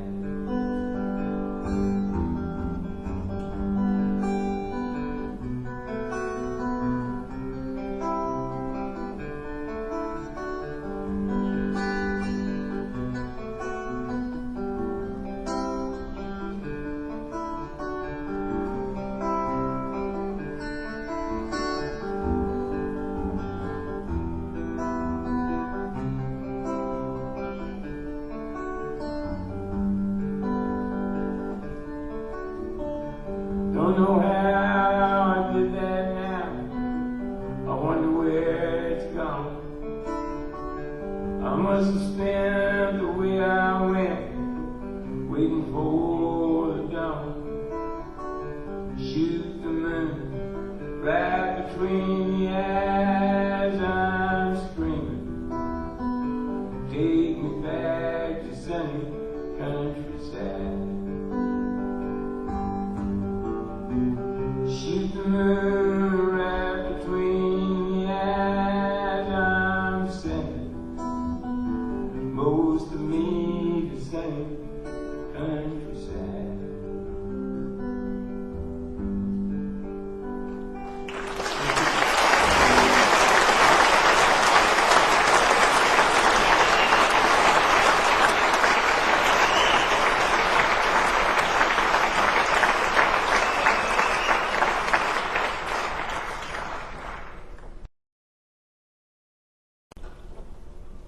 Okay, let's go back to my Army days. This happened after I got out of doing my 2 years active duty. I found out that even if you were drafted, actually, you were still theirs for a total of 6 years. So 2 years and months after I came home from Germany, I get a letter saying I have to go report in uniform and go to summer camp up in Wisconsin, Camp McCoy, for 2 weeks and go through Army drills. By then I put on about 35 pounds and my uniform looked like a Ken doll. And I was pretty pissed, you know. By that time I was downtown protesting with everybody else, you know, and I could not see me going up there, and I almost went AWOL and didn't do it. And a friend talked me into it. He said, "You did it 2 years, man." He said, "You might as well go up there and do 2 weeks." He said, "I'll come up and visit you." He said, "We'll go over to La Crosse and have some fun." So I went up to Camp McCoy, and while I was up there, my buddy came up that weekend, and we got to go into La Crosse. We had a pretty darn good time, man. We were really loaded, actually. We were coming back to the camp, and I saw by the side of the road a giant chicken. A big, actually it was a rooster. Not a real one, a plastic one in the middle of a field. And it was right next to what looked like a dinosaur. And then there was an elephant laying on its side. So I told my buddy about it, and he went, "We shouldn't have stopped for that last one." Okay, now, 20 years later, I'm playing Wausau, Wisconsin. And I got my band, and we're driving along from La Crosse to Wausau on a low county road. And I keep going to the guys, you know, I was stationed here for 2 weeks, you know, back in 69 or something. I said to come up here and do this boot camp thing for 2 weeks. And all of a sudden, I come around the bend, I'm driving a Rim station wagon. And by God, there's the big rooster. I thought it was all in my mind. He's sitting in the middle of a field. There's a guy that looked like Dan Quayle in a swimsuit with shades on, as long as a semi-truck. And I said, "Boys, we got to go back because we'll never have a chance like this again." It was Sunday afternoon, and it was raining, and it was like November. So we get out of the car and start walking in the rain, taking pictures, and we're walking amongst all these. It looked to us like it was a place that made them for, like if you had a fried chicken franchise and you wanted to put a rooster or a chicken on your roof, they would make it for you, you know. And then when they got done with it, they discarded it and sent it back. The name of the outfit was the Fast Corporation. So anyway, we spent some time there, and then we thought, man, we better get going. We had to be in Wausau an hour for sound check. We were playing a show with Leo Coffey. So we're going, we get back in the car, And all of a sudden we hear,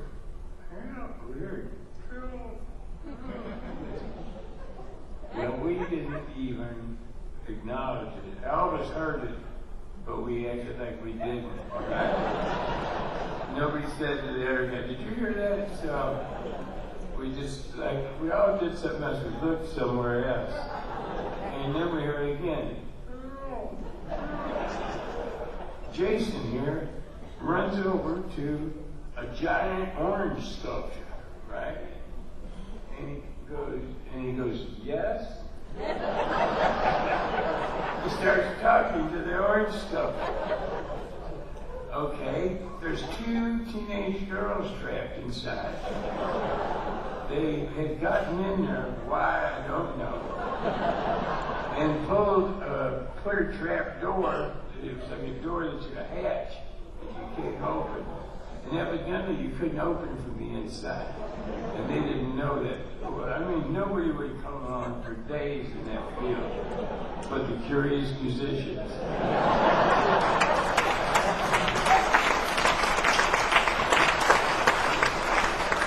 Jason lets them out of there, and they get out, and they got skimpy little outfits on, and they're crying like their eyes out. They're only about 13.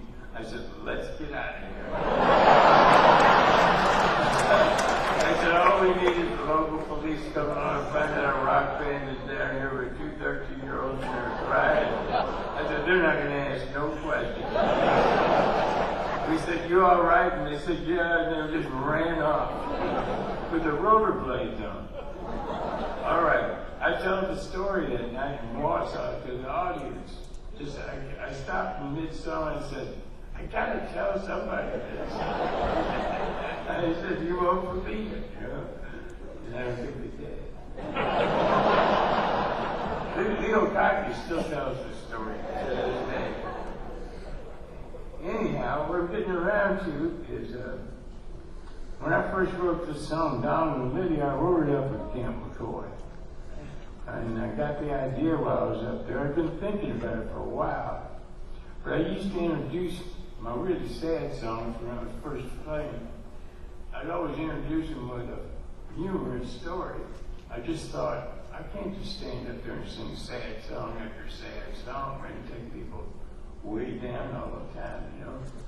So I used to introduce Sam Stone with his humorous story, and Donald and Lydia, I used to introduce by saying it took place in an army camp near a little town where the only business was a fiberglass rooster factory.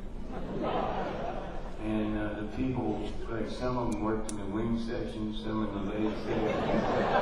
They didn't perfect their eyes or anything, you know, together. They just kind of looked down on the guy that worked on the neck and everything. And I used that for the whole intro to the song. So actually, this is all a cheap way to tell you about the giant sculpture of an orange, you know. If you ever get a chance, and you're up between Wausau, Wisconsin, and around Sparta, Wisconsin, that's where the Fast Corporation is. It'll flip you out.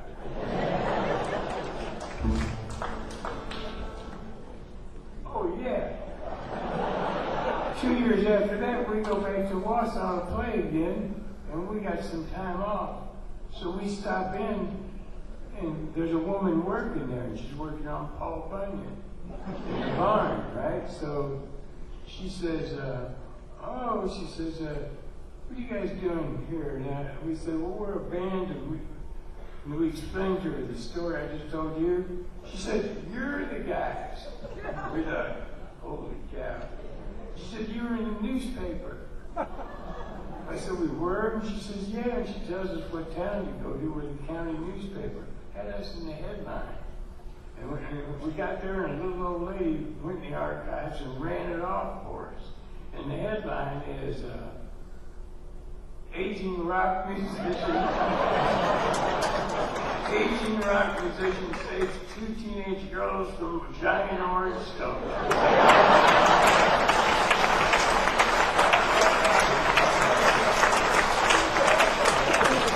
One of my prouder moments.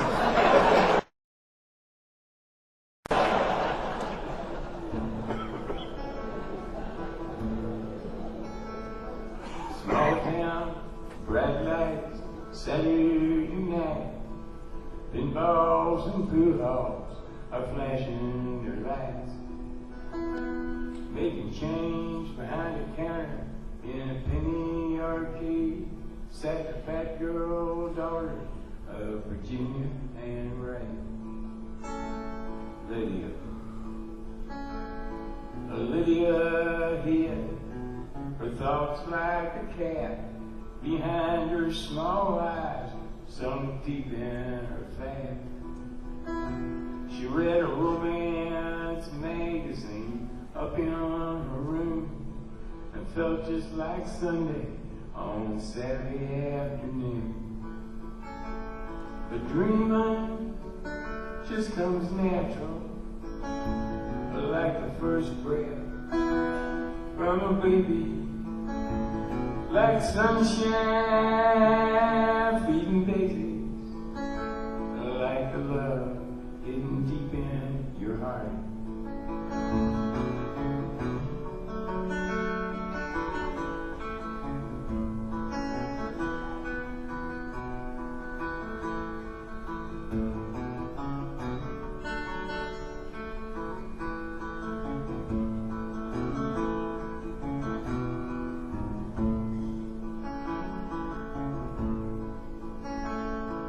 Bunk beds, shaved heads, Saturday night. A warehouse of strangers with 60 white lights. Staring through the ceiling, just wanting to be. They one of too many, a young PFC. Donald. There were spaces between Donald and whatever he said. Strangers had forced him to live in his head.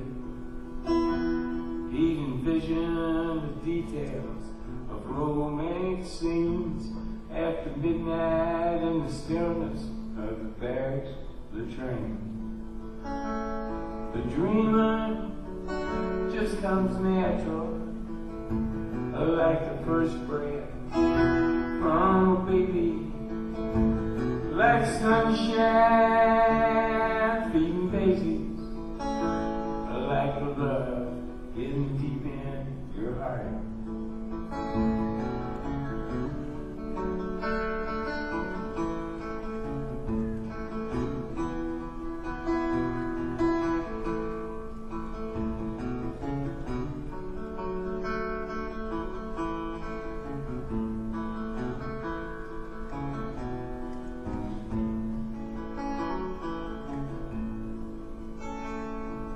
Hot love, cold love, no love at all. A portrait of guilt is hung on the wall.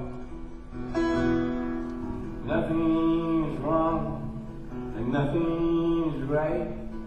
Donald and Lydia made love that night. Love. They made a love on the mountains. They made a love in the streams. They made a love in the valleys. They made a love in their dreams. But when they were finished, there was nothing to say. 'Cause mostly they made love from 10 miles away. But dreaming just comes natural, like the first breath from a baby, like sunshine feeding daisies, like the love hidden deep in your heart.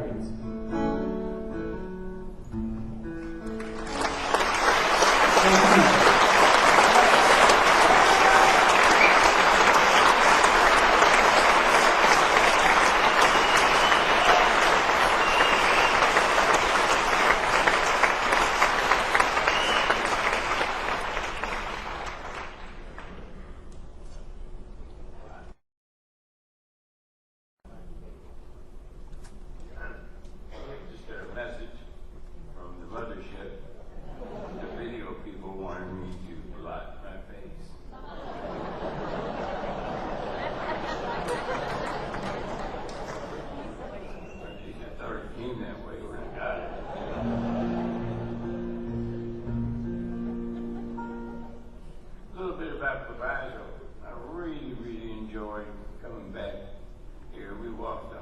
yesterday with cameras. I told stories about detention. How I went to, it took me 5 years to get my diploma here. I went year-round summer school because my sophomore and junior year I failed just about everything. I started off with a college curriculum, algebra, geometry, Spanish, you know. The following year I went to a wood shop one, auto repair, and 3 art classes. It was the only way I could survive. Our dad had a real tough time being able, because he moved around so much, like I was telling you, in order to get a high school diploma. So he wanted all of us to promise him that we'd at least graduate high school, because he said it was going to be real tough out there in the world to get a job with a diploma. So that's the only reason that I finished high school, even though it took 5 years. I didn't get any smarter, I just learned how to finish high school. I was never much good at memorizing. But if they gave you a class where you could use your imagination, not just run, I'd get straight A's if I could write my own story. It didn't occur to me to be a writer. It just came easy to me. I got to public speaking, which was compulsory. You had to take at least a semester of it. I would not crack a book. I would just get up and ask them how long they wanted me to talk for. And I get done and see, that's amazing. Easy, I guess. So I grew up, me and my brothers grew up a block and a half from here at 1110 South First Avenue. We all attended Proviso, and our dad even attended it for a while. So this school goes back a long, long way in the Prine family. So I'm really proud to be here.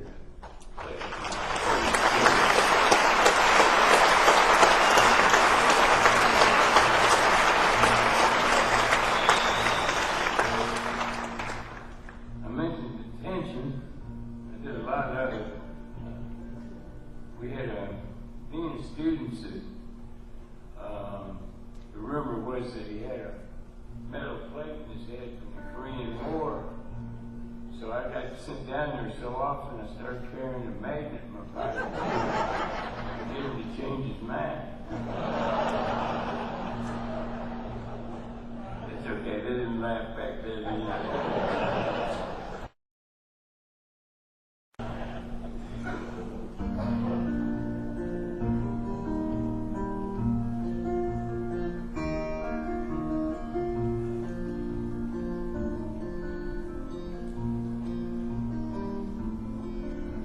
First Avenue was always a whole lot of traffic. There still is.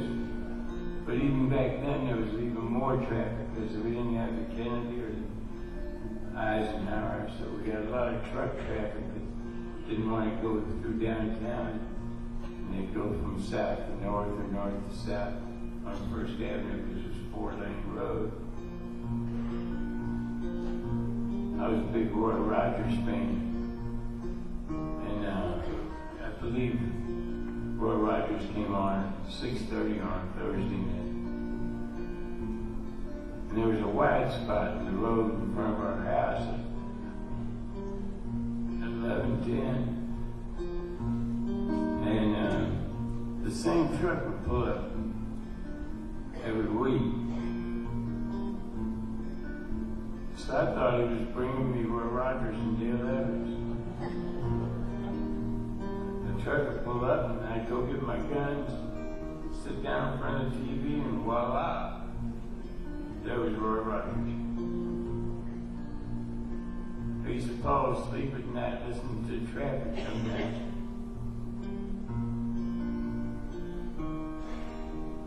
I watched the headlights from, because they come in the window and streak across my ceiling and then disappear.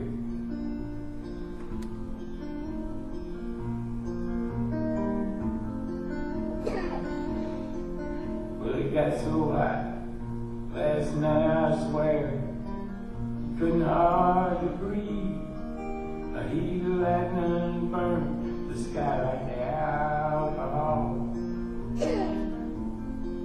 I sat on my porch without my shoes and watched the cars roll by as the headlights raced to the corner of the kitchen wall.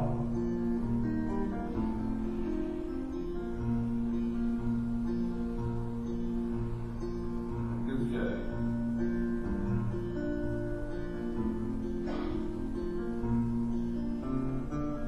Mama dear, your boy is here. Fire across the sea, waiting for that sacred coal that burns inside of me. And I feel the storm all wet and warm, not 10 miles away, approaching my Mexican home.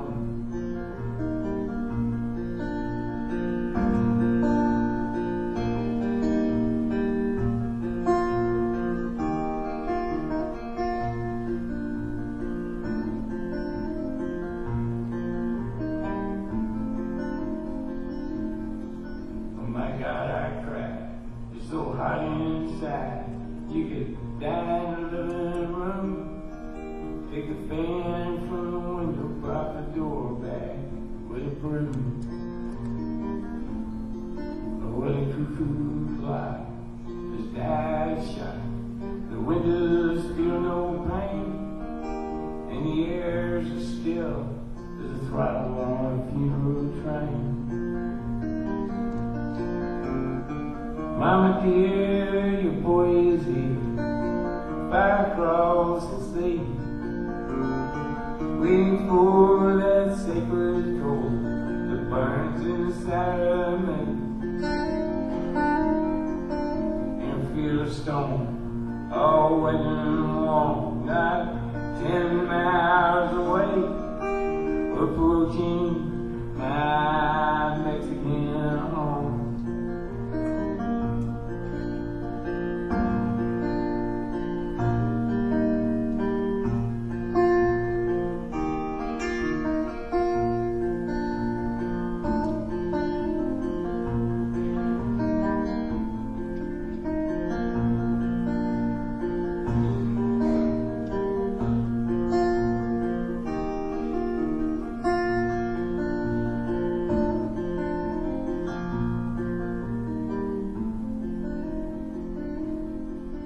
When my father died on the porch outside on an August afternoon, I sipped bourbon and cried with a friend by the light of the moon.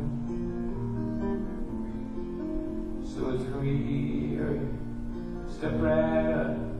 It's a matter of life or death.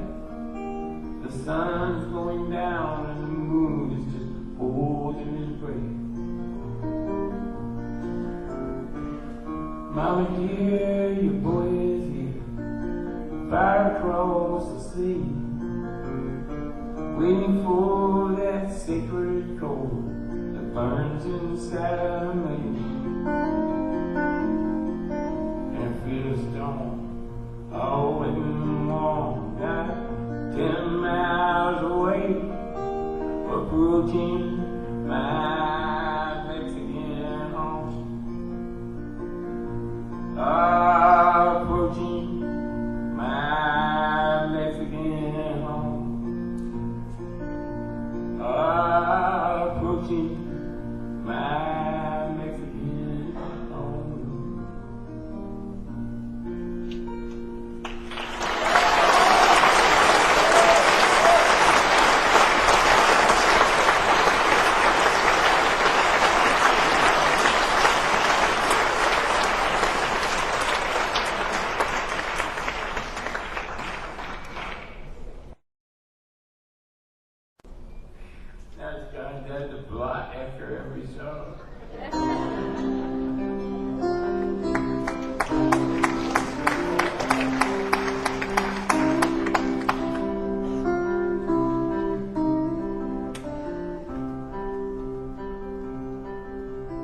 Sally used to play with her hula hoops. Now she tells her problems to therapy groups. Grandpa's on the front lawn staring at a rake, wondering if his marriage was a terrible mistake. I'm sitting on the front steps drinking orange crush, wondering if it's possible for me to still blush on. Oh yeah. There's a boy on a bike with corduroy slacks. He sleeps in the river by the railroad tracks. Waits for the whistle on the train to scream, so he could close his eyes and begin to dream. Oh yeah. From the bells of St. Mary's to the count of Monte Cristo, no, nothing can stop, nothing can stop, nothing can stop the sins of Memphisto.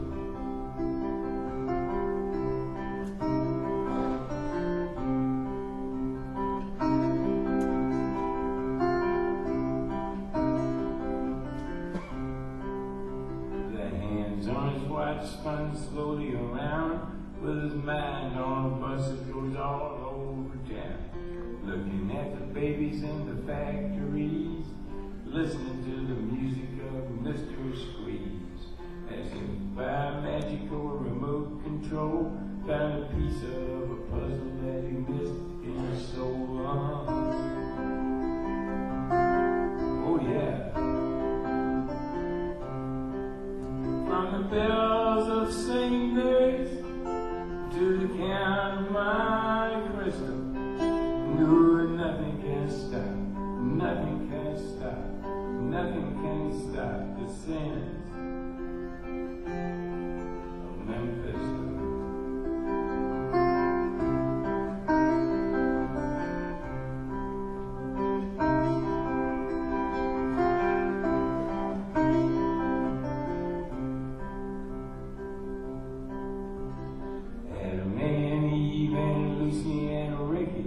Bit the big apple and got a little sticky.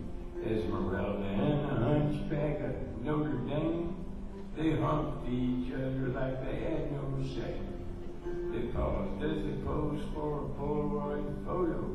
She whispered in his ear, exactly Odo. Quasimodo.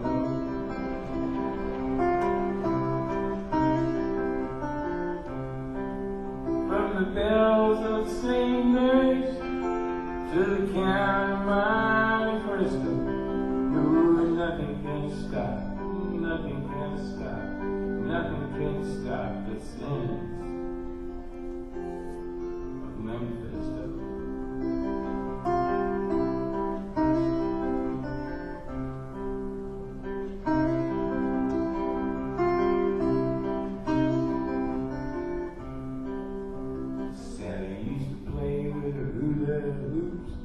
Now she tells her problems to therapy groups. Oh yeah.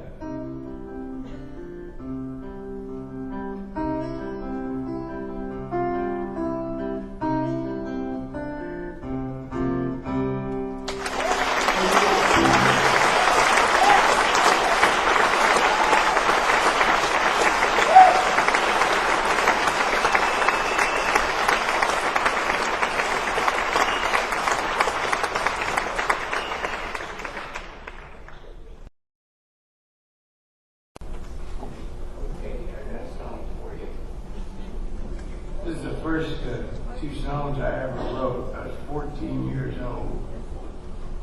And I don't know, my brother Dave, he taught me to play the guitar and learn some folk songs. And I did, you know, and some of the Carter family songs actually sounded halfway decent to me. I was trying to learn how to sing and play at the same time, because if you play guitar at all, you know the first time you open your mouth to sing, your hands stop automatically.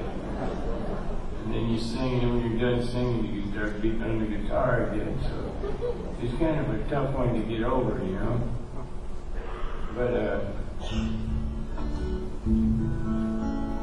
anyway, it seemed like when I sang other people's songs, they never sounded nearly as good as the record. So I just started making up my own songs. And I figured nobody could tell me they're wrong.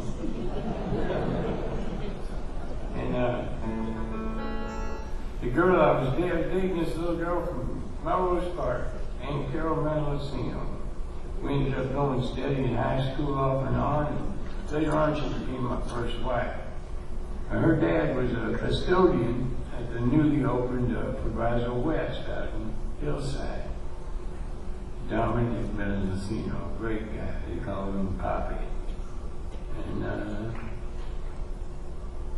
And he was a great guy. And Poppy brought home an old web-quarter tape recorder from the language department. It was broken. They gave it to him, so he fixed it. And I brought my guitar over. I had about a $30 electric guitar with an amplifier that was even cheaper. I bought it in the Maywood Herald. And from a kid that had taken 2 lessons and quit. So I got it. A little bitty amp, looked like a toy. And I took that over to Aunt Carol's house, and her sister Terry was there, and I played these 2 songs for them right there, and they taped them. I played a third song, but it was Twist and Shout, and I know I didn't write that. The first song, I lifted directly from Hank Williams' record. There was this Hank Williams live record. Our dad was a huge Hank Williams senior fan. And there was this Hank Williams live album, and I memorized the entire album in the sequence it was in, and all of the stage pattern in between songs. And one of the songs he was introducing about a couple split up was, he said the guy came home and looked in the frying pan to see what was cooking for dinner. And that's where she left the note, "Dear John," and she left it. I thought that was pretty funny, so I wrote a song about it. But it lifted the idea from Hank.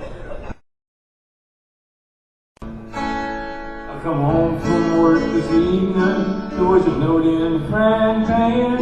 She said, "Fix your own supper, babe, or run off with the foot man." And I miss the way she used to yell at me, the way she used to cuss and moan. And if I ever go out and get married again, I'll never leave my wife at home.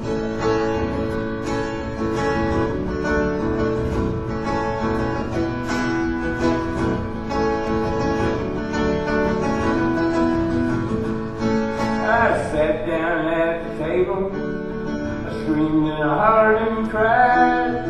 I commenced to carry on till I almost lost my mind. Because I miss the way she used to yell at me, the way she used to cuss and moan. And if I ever go out and get married again, I'll never leave my wife at home.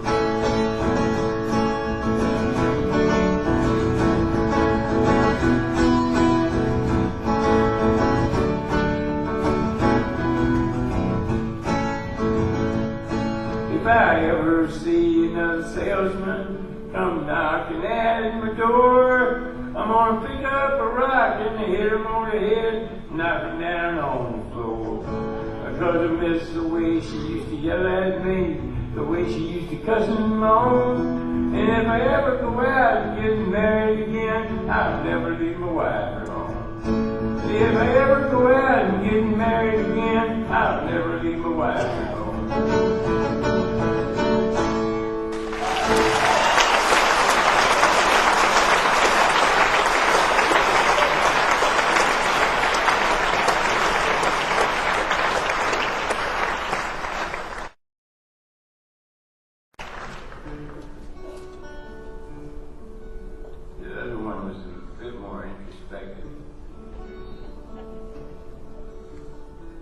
I don't care if the sun don't shine,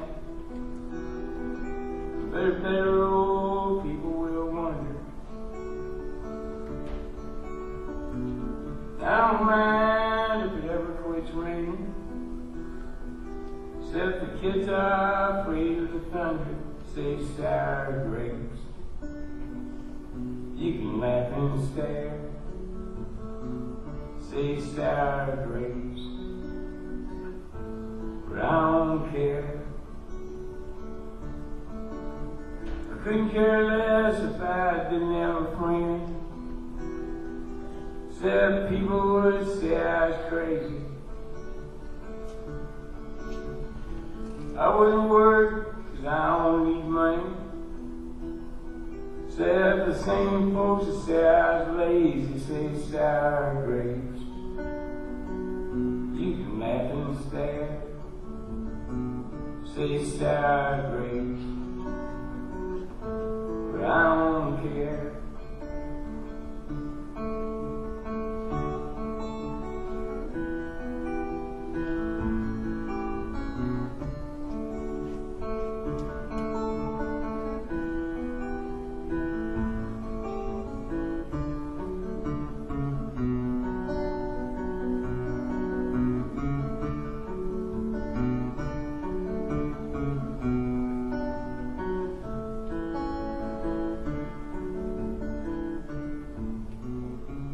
I don't care if she never comes back. I was gonna leave her anyway. And all the good times that we shared don't mean a thing today, say sour grapes. You can laugh and stare, say sour grapes. But I don't care. Thursday, Joe.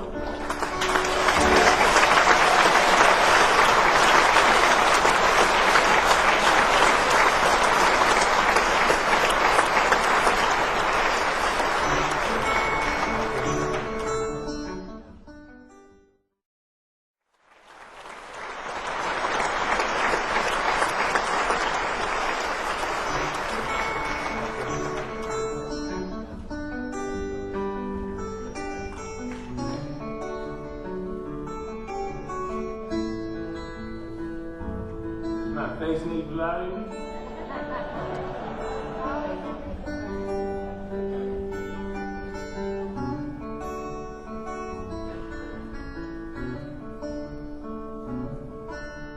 I know a guy's got a lot to lose. He's a pretty nice fellow. Kinda confused, got muscles in his head. Ain't never been used. Thinks he owns half of this town. Started drinking heavy, got a big red nose. Beat his old lady with a rubber hose. Then he took her out to dinner. Bought her new clothes. It's the way that the world goes round. That's the way that the world goes round. You up one day, the next you down. It's a half an inch of water. You think you're gonna drown. That's the way that the world goes round.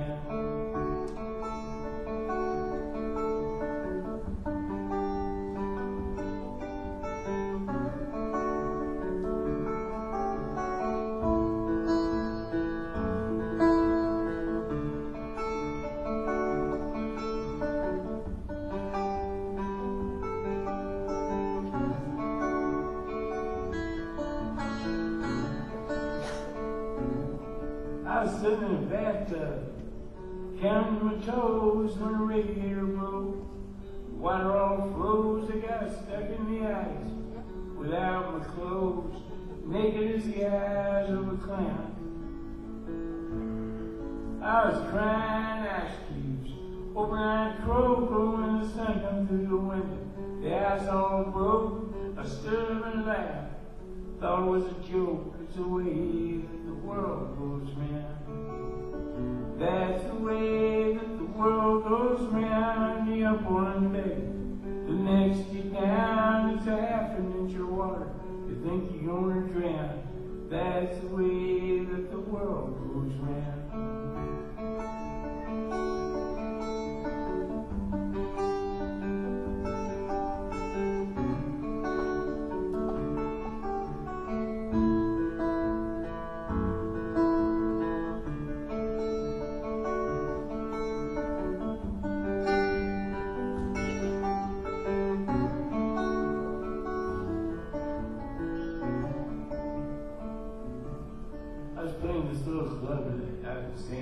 Francisco once, and this girl comes up to the side of the stage and says, "Hey John, play that song for me, the one that makes me feel so good." Well, I got a lot of feel-good songs. I didn't know which one she meant. I said, "Well, what song are you talking about?" And she said, "You know, the one about the enchilada. The happy enchilada." Yeah, I thought for a little bit, you know. I mean, I have read a couple weird ones, you know. I couldn't recall ever writing a song about an enchilada, let alone a happy one. Matter of fact, I knew she was wrong, but to keep this file cabinet at home, I managed to hang on to it through 3 marriages, mainly because nobody wanted it. All I keep in this file cabinet are words that I would never use in a song.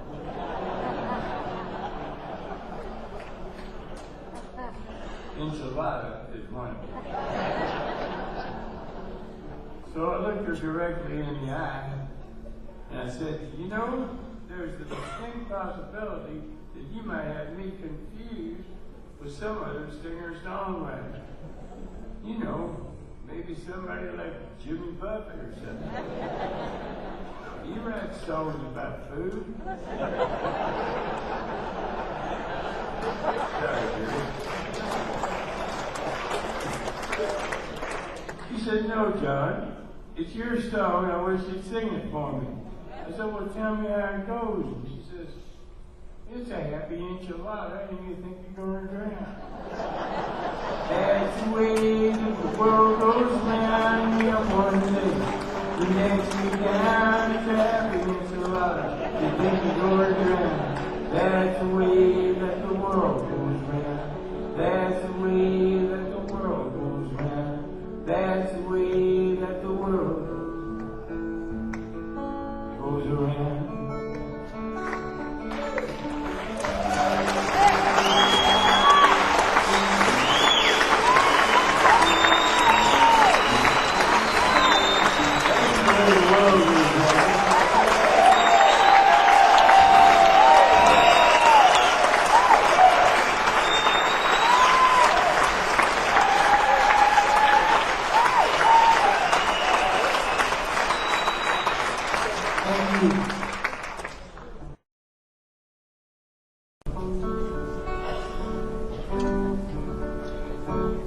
A lot of songs that I've written over the years that are like really fairly sad, you know. I'm not sure why, you know, but if I get a hold of a good story like that, I've already written it out, you know. Sometimes I look at my lyrics and think if I didn't know myself better, I would think the fellow was trying to dispense advice to me, you know. But that was never my intention, you know. If it ever seems like I'm saying advising somebody on something, it's usually me talking to myself. And that's how a lot of songs come about, having that conversation with yourself. This song here I wrote as a mailman. And I got drafted with 6 of my best buddies. And we all got in at the same time. Thankfully, everybody came home. A lot of them went to Vietnam. None of them were ever the same again. It didn't matter if they were on the front line or not, you know. Some of them told me it was just really crazy to see no action, but hear it going on, and nothing would happen for months at a time, and then you'd be walking to the NCO club one night, and 3 guys get blown up by a landmine. So they were always under this crazy fear, you know. And drugs were very easy to get, you know. So, but a lot of those guys just never have been the same guys again. They're all different, very different. And so I was trying to explain this to myself. And when you're a mailman, you spend about the first 3 hours in the morning in the post office sorting through all your mail and getting in an order just delivered out on your route.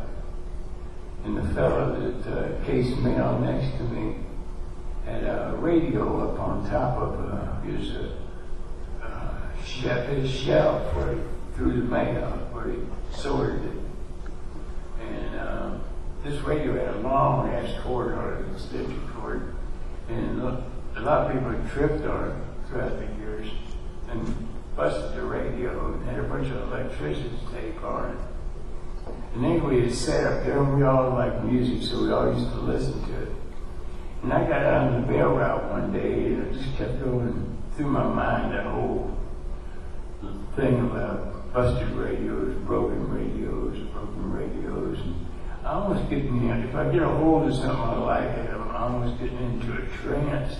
Like, out on the mail route, once you've done it and delivered it to the right house, there's really not much to do out there, you know. It's like being in a big library with no books. So I had all this time to just let my imagination fly. And I read a lot of these songs out there. I wrote this one on the mail route. I never expected this song. I never expected to be singing this song 40 years after I wrote it. But there's a lot of guys out there still walking wounded.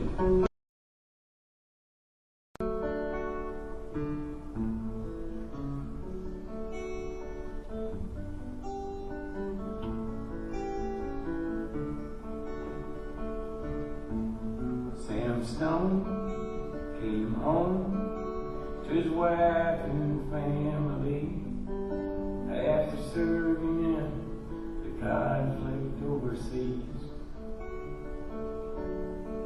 And the time that it served has shattered all his nerves and left a little shrapnel in his name. But the morphine eased the pain, and the grass grew around his brain and gave him all the confidence he lacked. With a purple heart and a monkey on his back. There's a hole in Daddy's arm where all the money goes. And Jesus Christ died for nothing, I suppose. Little pictures have big ears, don't stop to count the years. Sweet songs never last too long on broken radios.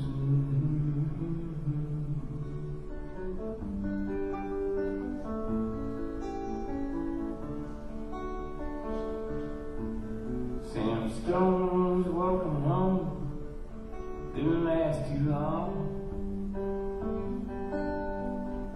He went to work when he spent his last dime. And Sammy took to stealing, and when he got bad empty feeling for $100 habit without overtime.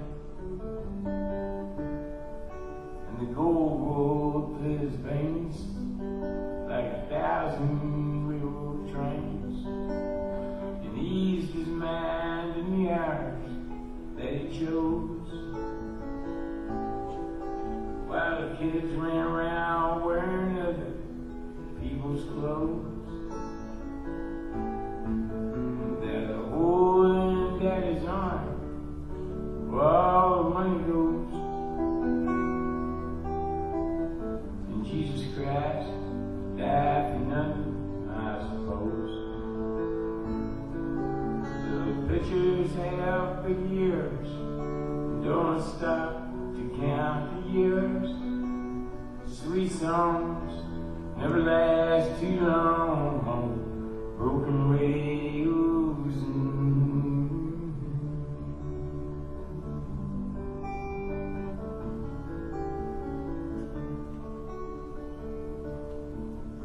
Sam Stone was alone when he popped his last balloon, climbing walls while sitting in a chair. Well, he played his last request while the room smelled just like death, with an overdose hovering in the air. But life had lost its fun, and there was nothing to be done but trade his house and borrow the GI Bill for a flag draped casket on a local hero's hill. There's a hole in Daddy's arm where all the money goes, and Jesus Christ died for nothing, I suppose. Little pictures have big ears, don't stop to count the years. Sweet songs never last too long, broken radios.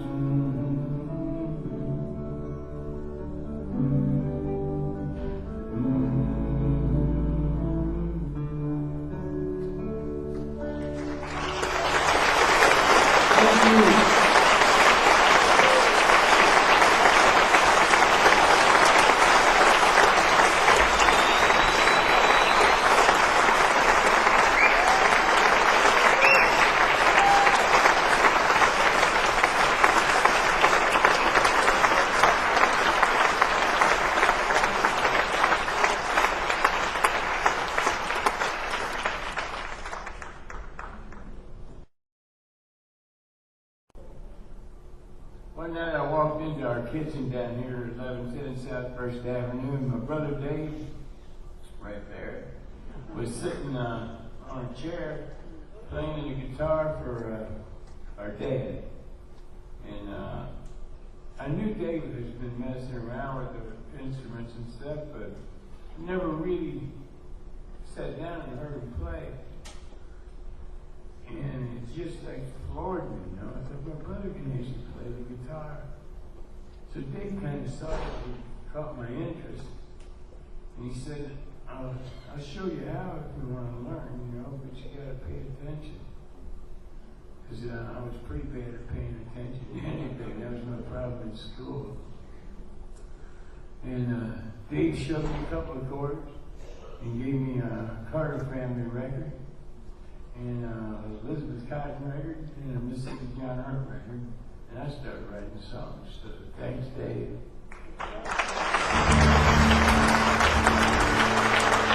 Here's a Carter family song.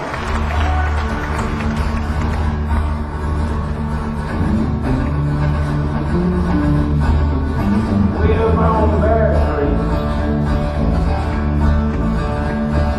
watching the sun go down. We live on Bear Street, watching the sun go down. It makes me feel late. I'm on my last go round. We'll go where on Bear Street. Tastes like cherry wine.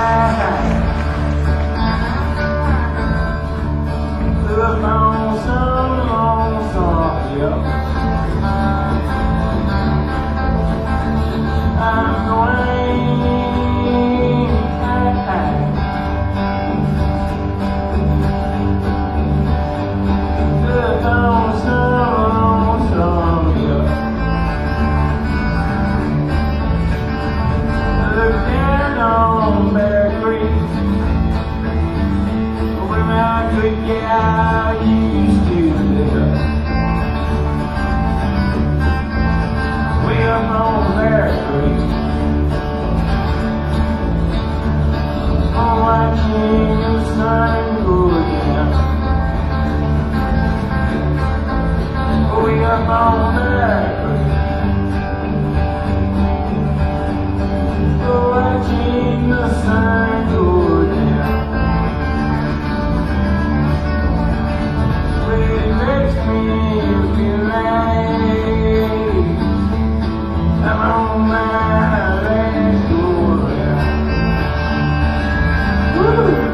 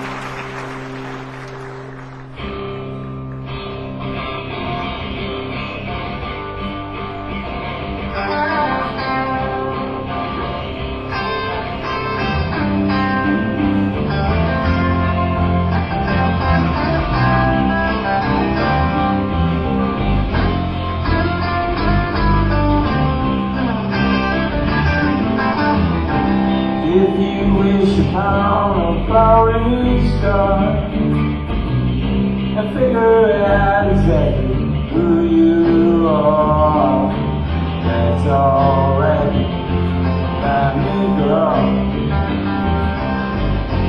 That's alright by me. You've been gone about a week or so. You'll be coming home to me, I know. Your love always set me free, girl. That's alright by me. The wind keeps blowing the whole world upside down. The leaves are falling off the trees.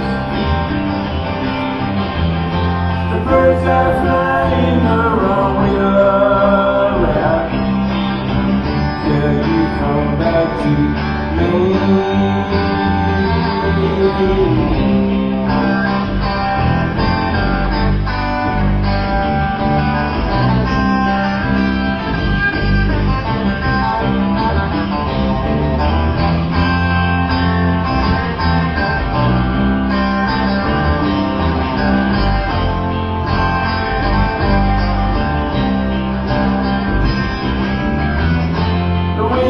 Blowing the whole world upside down. The leaves are falling from the trees. The birds are flying the long way around. Till you come back to me. When mixed emotions hit a big brick wall, that don't matter much to me at all. We can solve this mystery, girl. That's alright by me. Your love always set me free, girl. That's alright by me.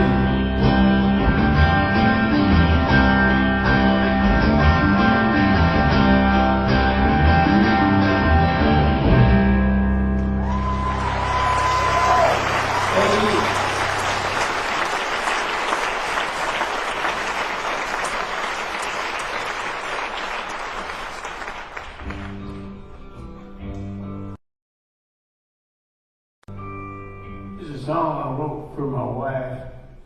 She's from County Donegal in Ireland.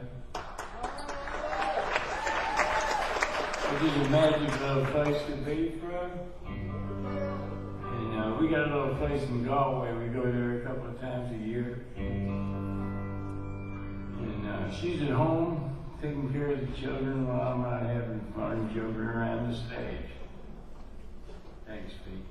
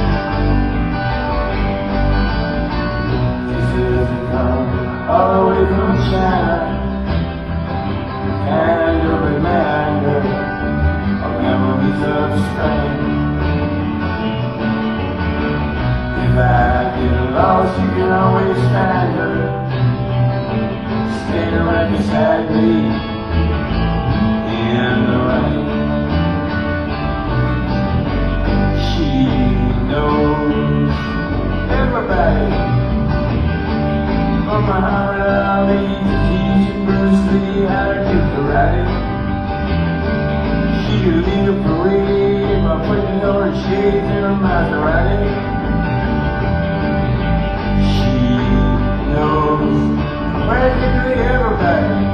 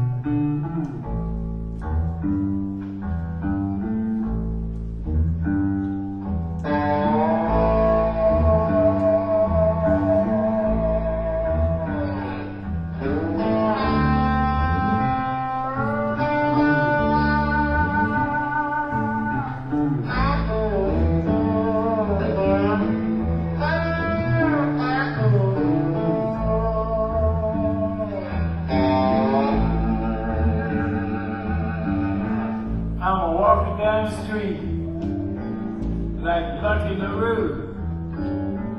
Got my hand in my pocket, thinking about you. I ain't hurting nobody. I ain't hurting no one.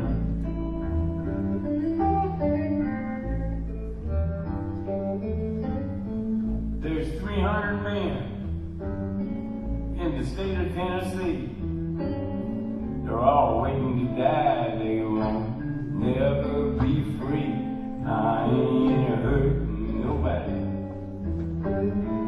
I ain't hurting no one.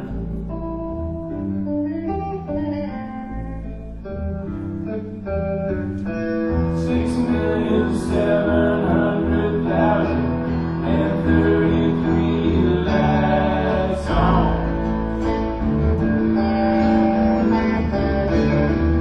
You think someone could take the time to sit down, listen to the words of my song?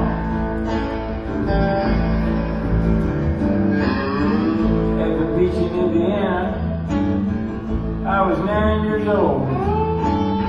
I heard little Richard singing Tutti Frutti from the top of a telephone pole. I wasn't hurting nobody.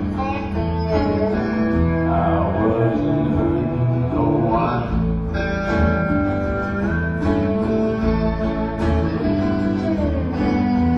There's roosters laying chickens, and chickens laying eggs.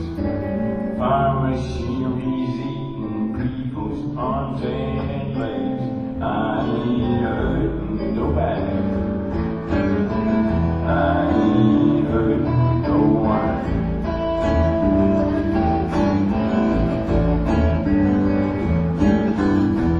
Perfectly crafted, popular hit songs, never used the wrong rhyme. You think that waitress could get down right the first time? I can't even remember.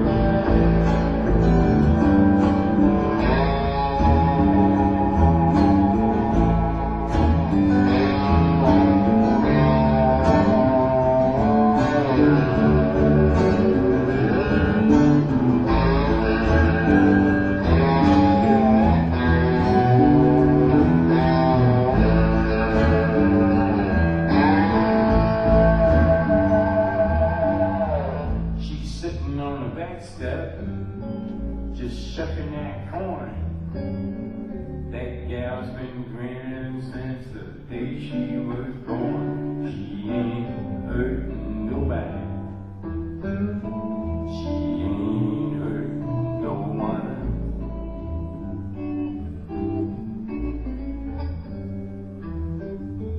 I used to live in Chicago, where the cold wind blows. I delivered more junk mail than the junkyard could hold. I wasn't hurting nobody. I wasn't hurting no one.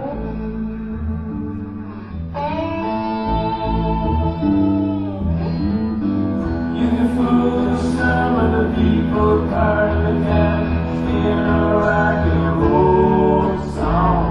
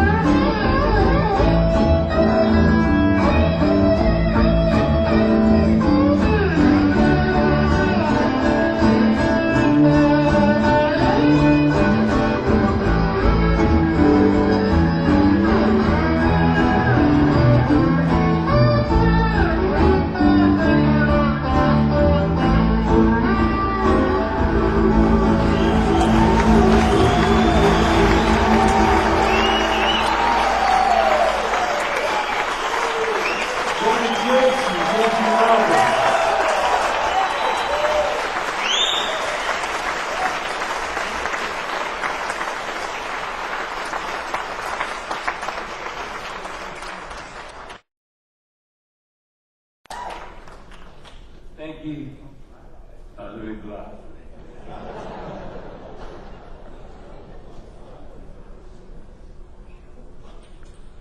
I always get worried when it goes into the third hour.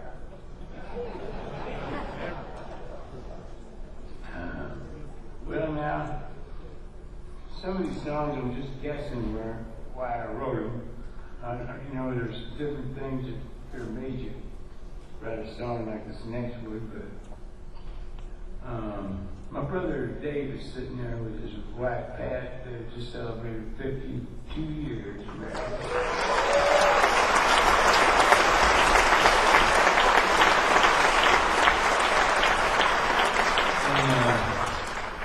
When I was about maybe 6th or 7th grade, Pat's youngest brother, Mike Pipedream, was my buddy. We were bloody buddies, man. We were spending all of our waking moments together, like on weekends, you know, building model ships and model cars and stuff. And Mike had a paper route. He delivered daily news in the afternoon.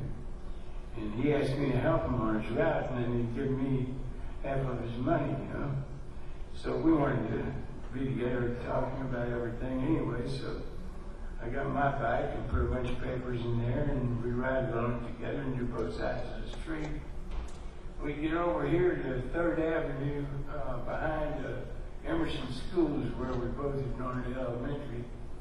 And across from Emerson was a Baptist old people's home. So we used to deliver newspapers there. And I always remember that. I believe that that's got a little something to do with this song. Besides the fact that I've always felt an affinity for old people. I just get along with them. When I was a kid, they used to pick me up and sit me on their lap and tell me stories and stuff. And we would go and deliver papers in this old people's home, and some of the people never got any visitors.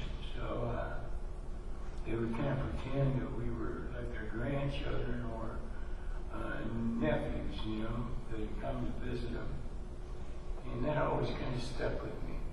So years later, when I was still learning how to play the guitar at the old town school, someone taught me, I believe it was Nobody Knows You When You're Down and Out. And it had the most guitar chords that I'd ever learned in any one song. But I wanted to learn it, not so much for the song, but I wanted to learn how to change the chords real fast. And then I told myself that the very next song I wrote, I was going to put every chord I knew up until that time in the song. And fortunately for me, they came out in the right order.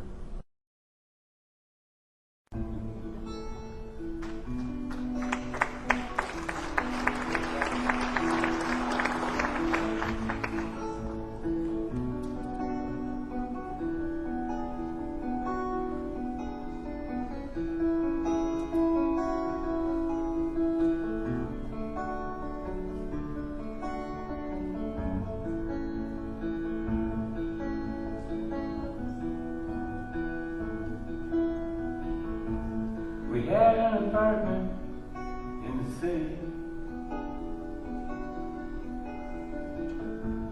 and me and Loretta like living there. Well, it's been years since the kids have grown a life of their own and left us alone. John and Linda live in Omaha, and Joe is somewhere on the road. And we lost Davy in the Korean War, and I still don't know what for. It don't matter anymore. You know that old trees just grow stronger, and old rivers grow wilder every day.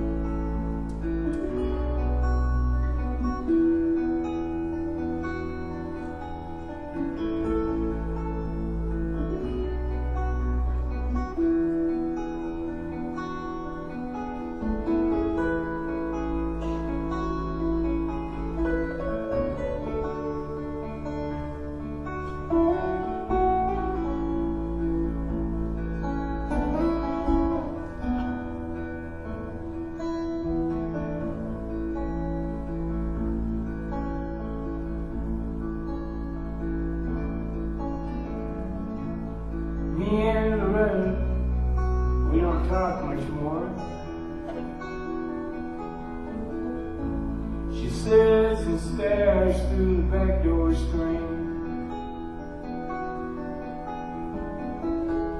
And all the news just repeats itself like some forgotten dream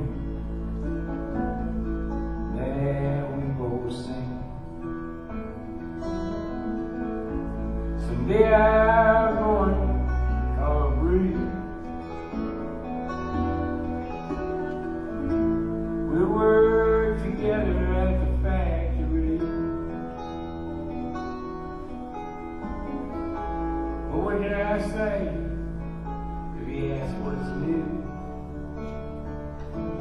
Nothing much for you. Nothing much to do. You know the old trees just grow stronger. The old rivers grow wilder every day.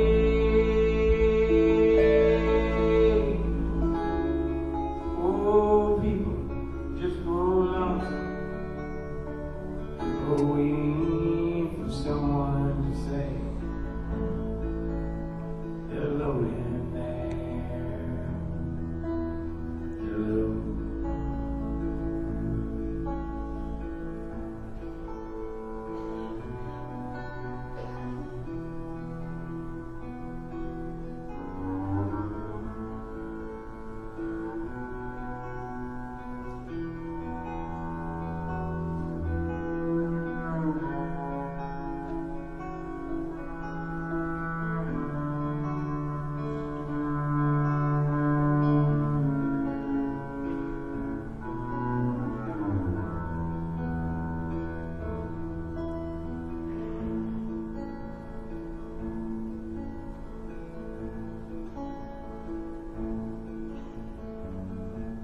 So if you're out walking down the streets of town,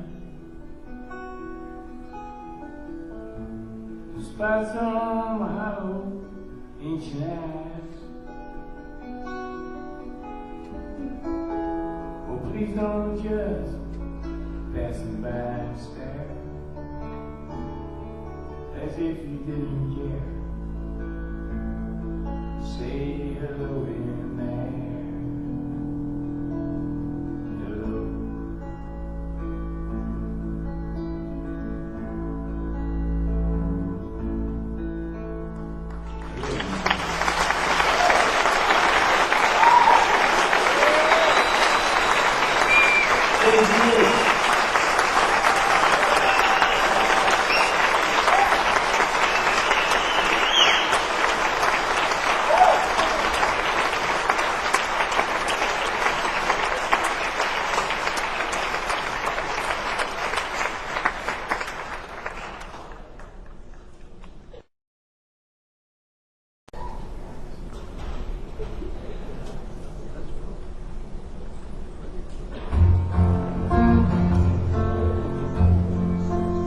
One time we was out over in Woodstock, Illinois, playing a little opera house out there.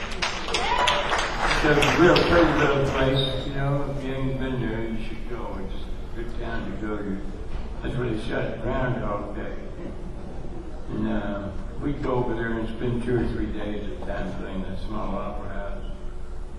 And I think we recorded a live album over there once. Anyway, I was out there and I was doing a sound check. And they had their house man on the monitor. And I walked over to him and I said, man, this is ain't Lake Marie around here? And he says, oh yeah. He said, you know, it's only about 15 miles up the road, you know. So he told me how to get there, because I can remember when I was a teenager, we used to go out there, the Crystal Lake and all the other lakes around there. So I just had to compelled, you know, to go out to Lake Marie. My brother Billy was with me. He was visiting. He used to live in Melrose Park at the time, and he came out to stay in Woodstock for a couple of days with me. So me and Bill took a ride over to Lake Marie. We got there, and it's mainly a summer town, you know, and there wasn't much action going. But the little town library was open, so I went inside. I asked the lady, I said, did anybody ever write about the history of this town? And she said, no, but a guy is working on a book. And she said, and that's his name up there on the bulletin board. Why don't you give him a call, because he's been gathering material. So I did. I called this guy. He sent me a bunch of Xerox newspaper things on the history of Lake Marie, and it set off this. I had this idea that I couldn't explain to anybody. I just wanted to solve it. It was almost like a symphony to me. And I wanted to start off with a news report of actual facts, and then go into a romance, and then go into some kind of totally unexplained violence. I remember when I was a kid, I was explaining to the guys in the band today that, like, back when I was real small, all you ever remember as far as murders went was maybe like the mob, you know. In Chicago, you get these other two guys end up as tires, you know, or something like that. But it seemed like the late 50s, early 60s, all of a sudden there was, every once in a while, started to be some of these grisly murders, you know, where people would be missing, they'd find them all hacked up and everything. This was the beginning of the John Wayne Gacy's and all these guys, you know. And I remember I think the Peterson girls, I believe was their name. They were missing for a long, long time. And their pictures ran in the papers every couple of days. You end up finding their poor little bodies, you know, all chopped up, and they found a guy. Anyway, it's just totally grisly murders for no reason whatsoever. And I wanted to put the image of that into a song, because to me, romance and violence kind of go together. Not physical violence. In cat.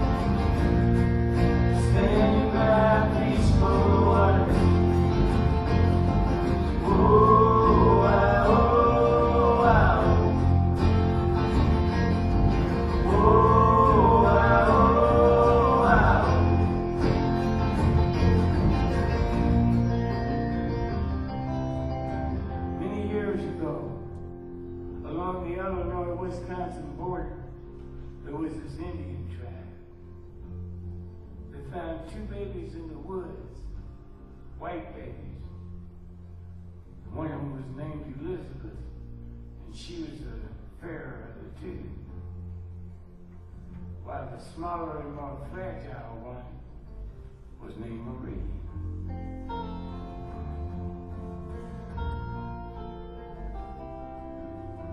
Having never seen white girls before, and living on the two lakes known as the Twin Lakes, they named the larger and more beautiful lake, Lake Elizabeth. And thus the smaller lake that was hidden from the highway became known forever as the Lake Marie. We were standing by peaceful water. Standing by peaceful water. Oh, oh, oh. Oh, oh,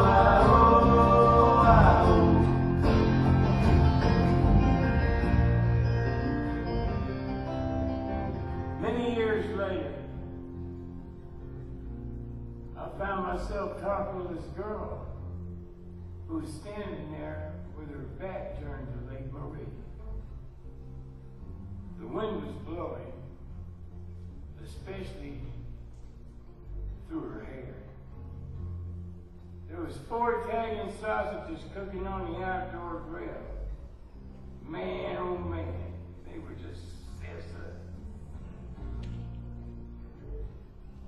Many years later, we found ourselves up in Canada, trying to save our marriage, and perhaps catch a few fish. Whatever came first. That night she fell asleep in my arms, humming the tune to Louie Louie. Ah, baby, we gotta go now.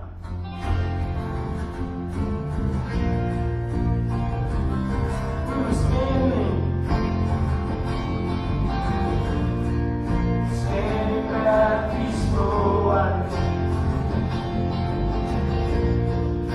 standing by peaceful waters. Oh, ah, oh, ah, oh. Oh, ah, oh, ah, oh. Oh, ah, oh, ah, oh.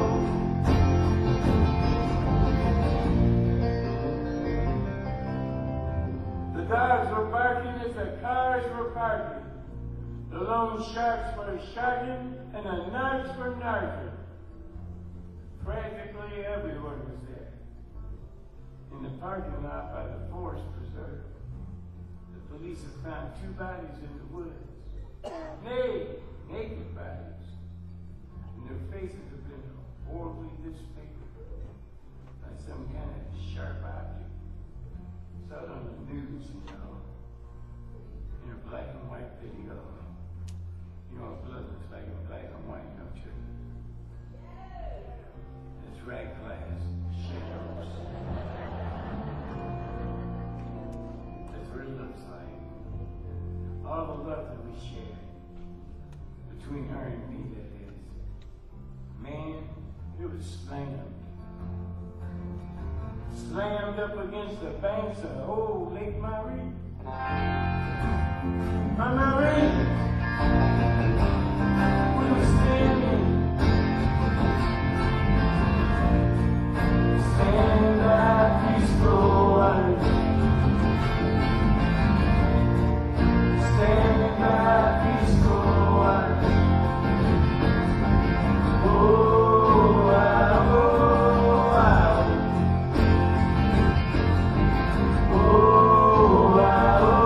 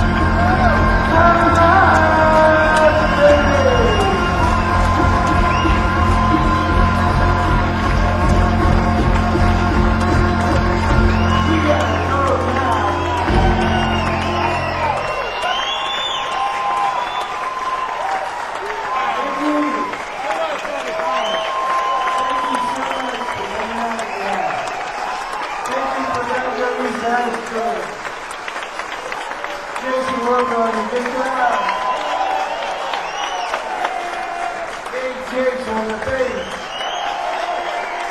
I'm Sean Prine. Thanks a million.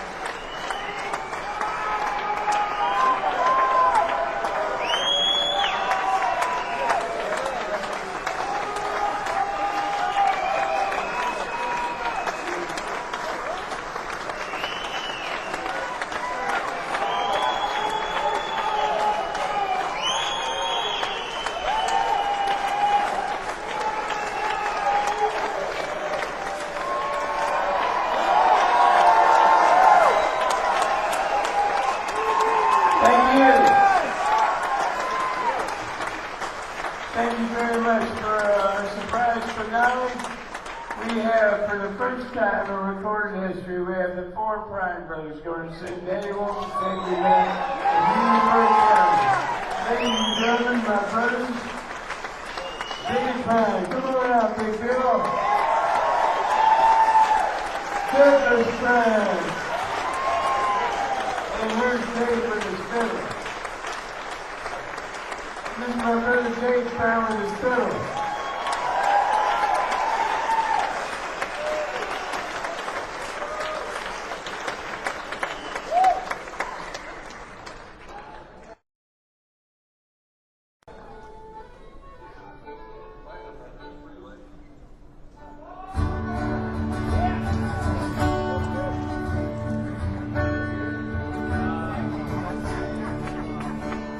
When I was a child, my family would travel down to western Kentucky, where my parents were born.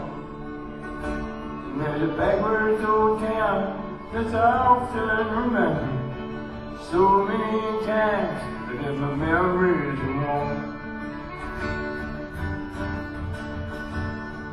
Daddy, won't you take me back to Muhlenberg County, down by the Green River, where paradise lay. Well, I'm sorry, my son, but you're too late in asking. Mr. Peabody's gold train is all you need way. How about it, Doug? Sometimes we travel right down the Green River. There's an old prison down by Adrian, where the exiles are snakes and we shoot with our pistols, for the empty pop bottles was all we would do. Daddy, won't you take me back to Muhlenberg County, down by the Green River, where paradise lay. I'm sorry, my son, but you're too late in asking. Mr. Peabody's gold train, all you did was work it so day.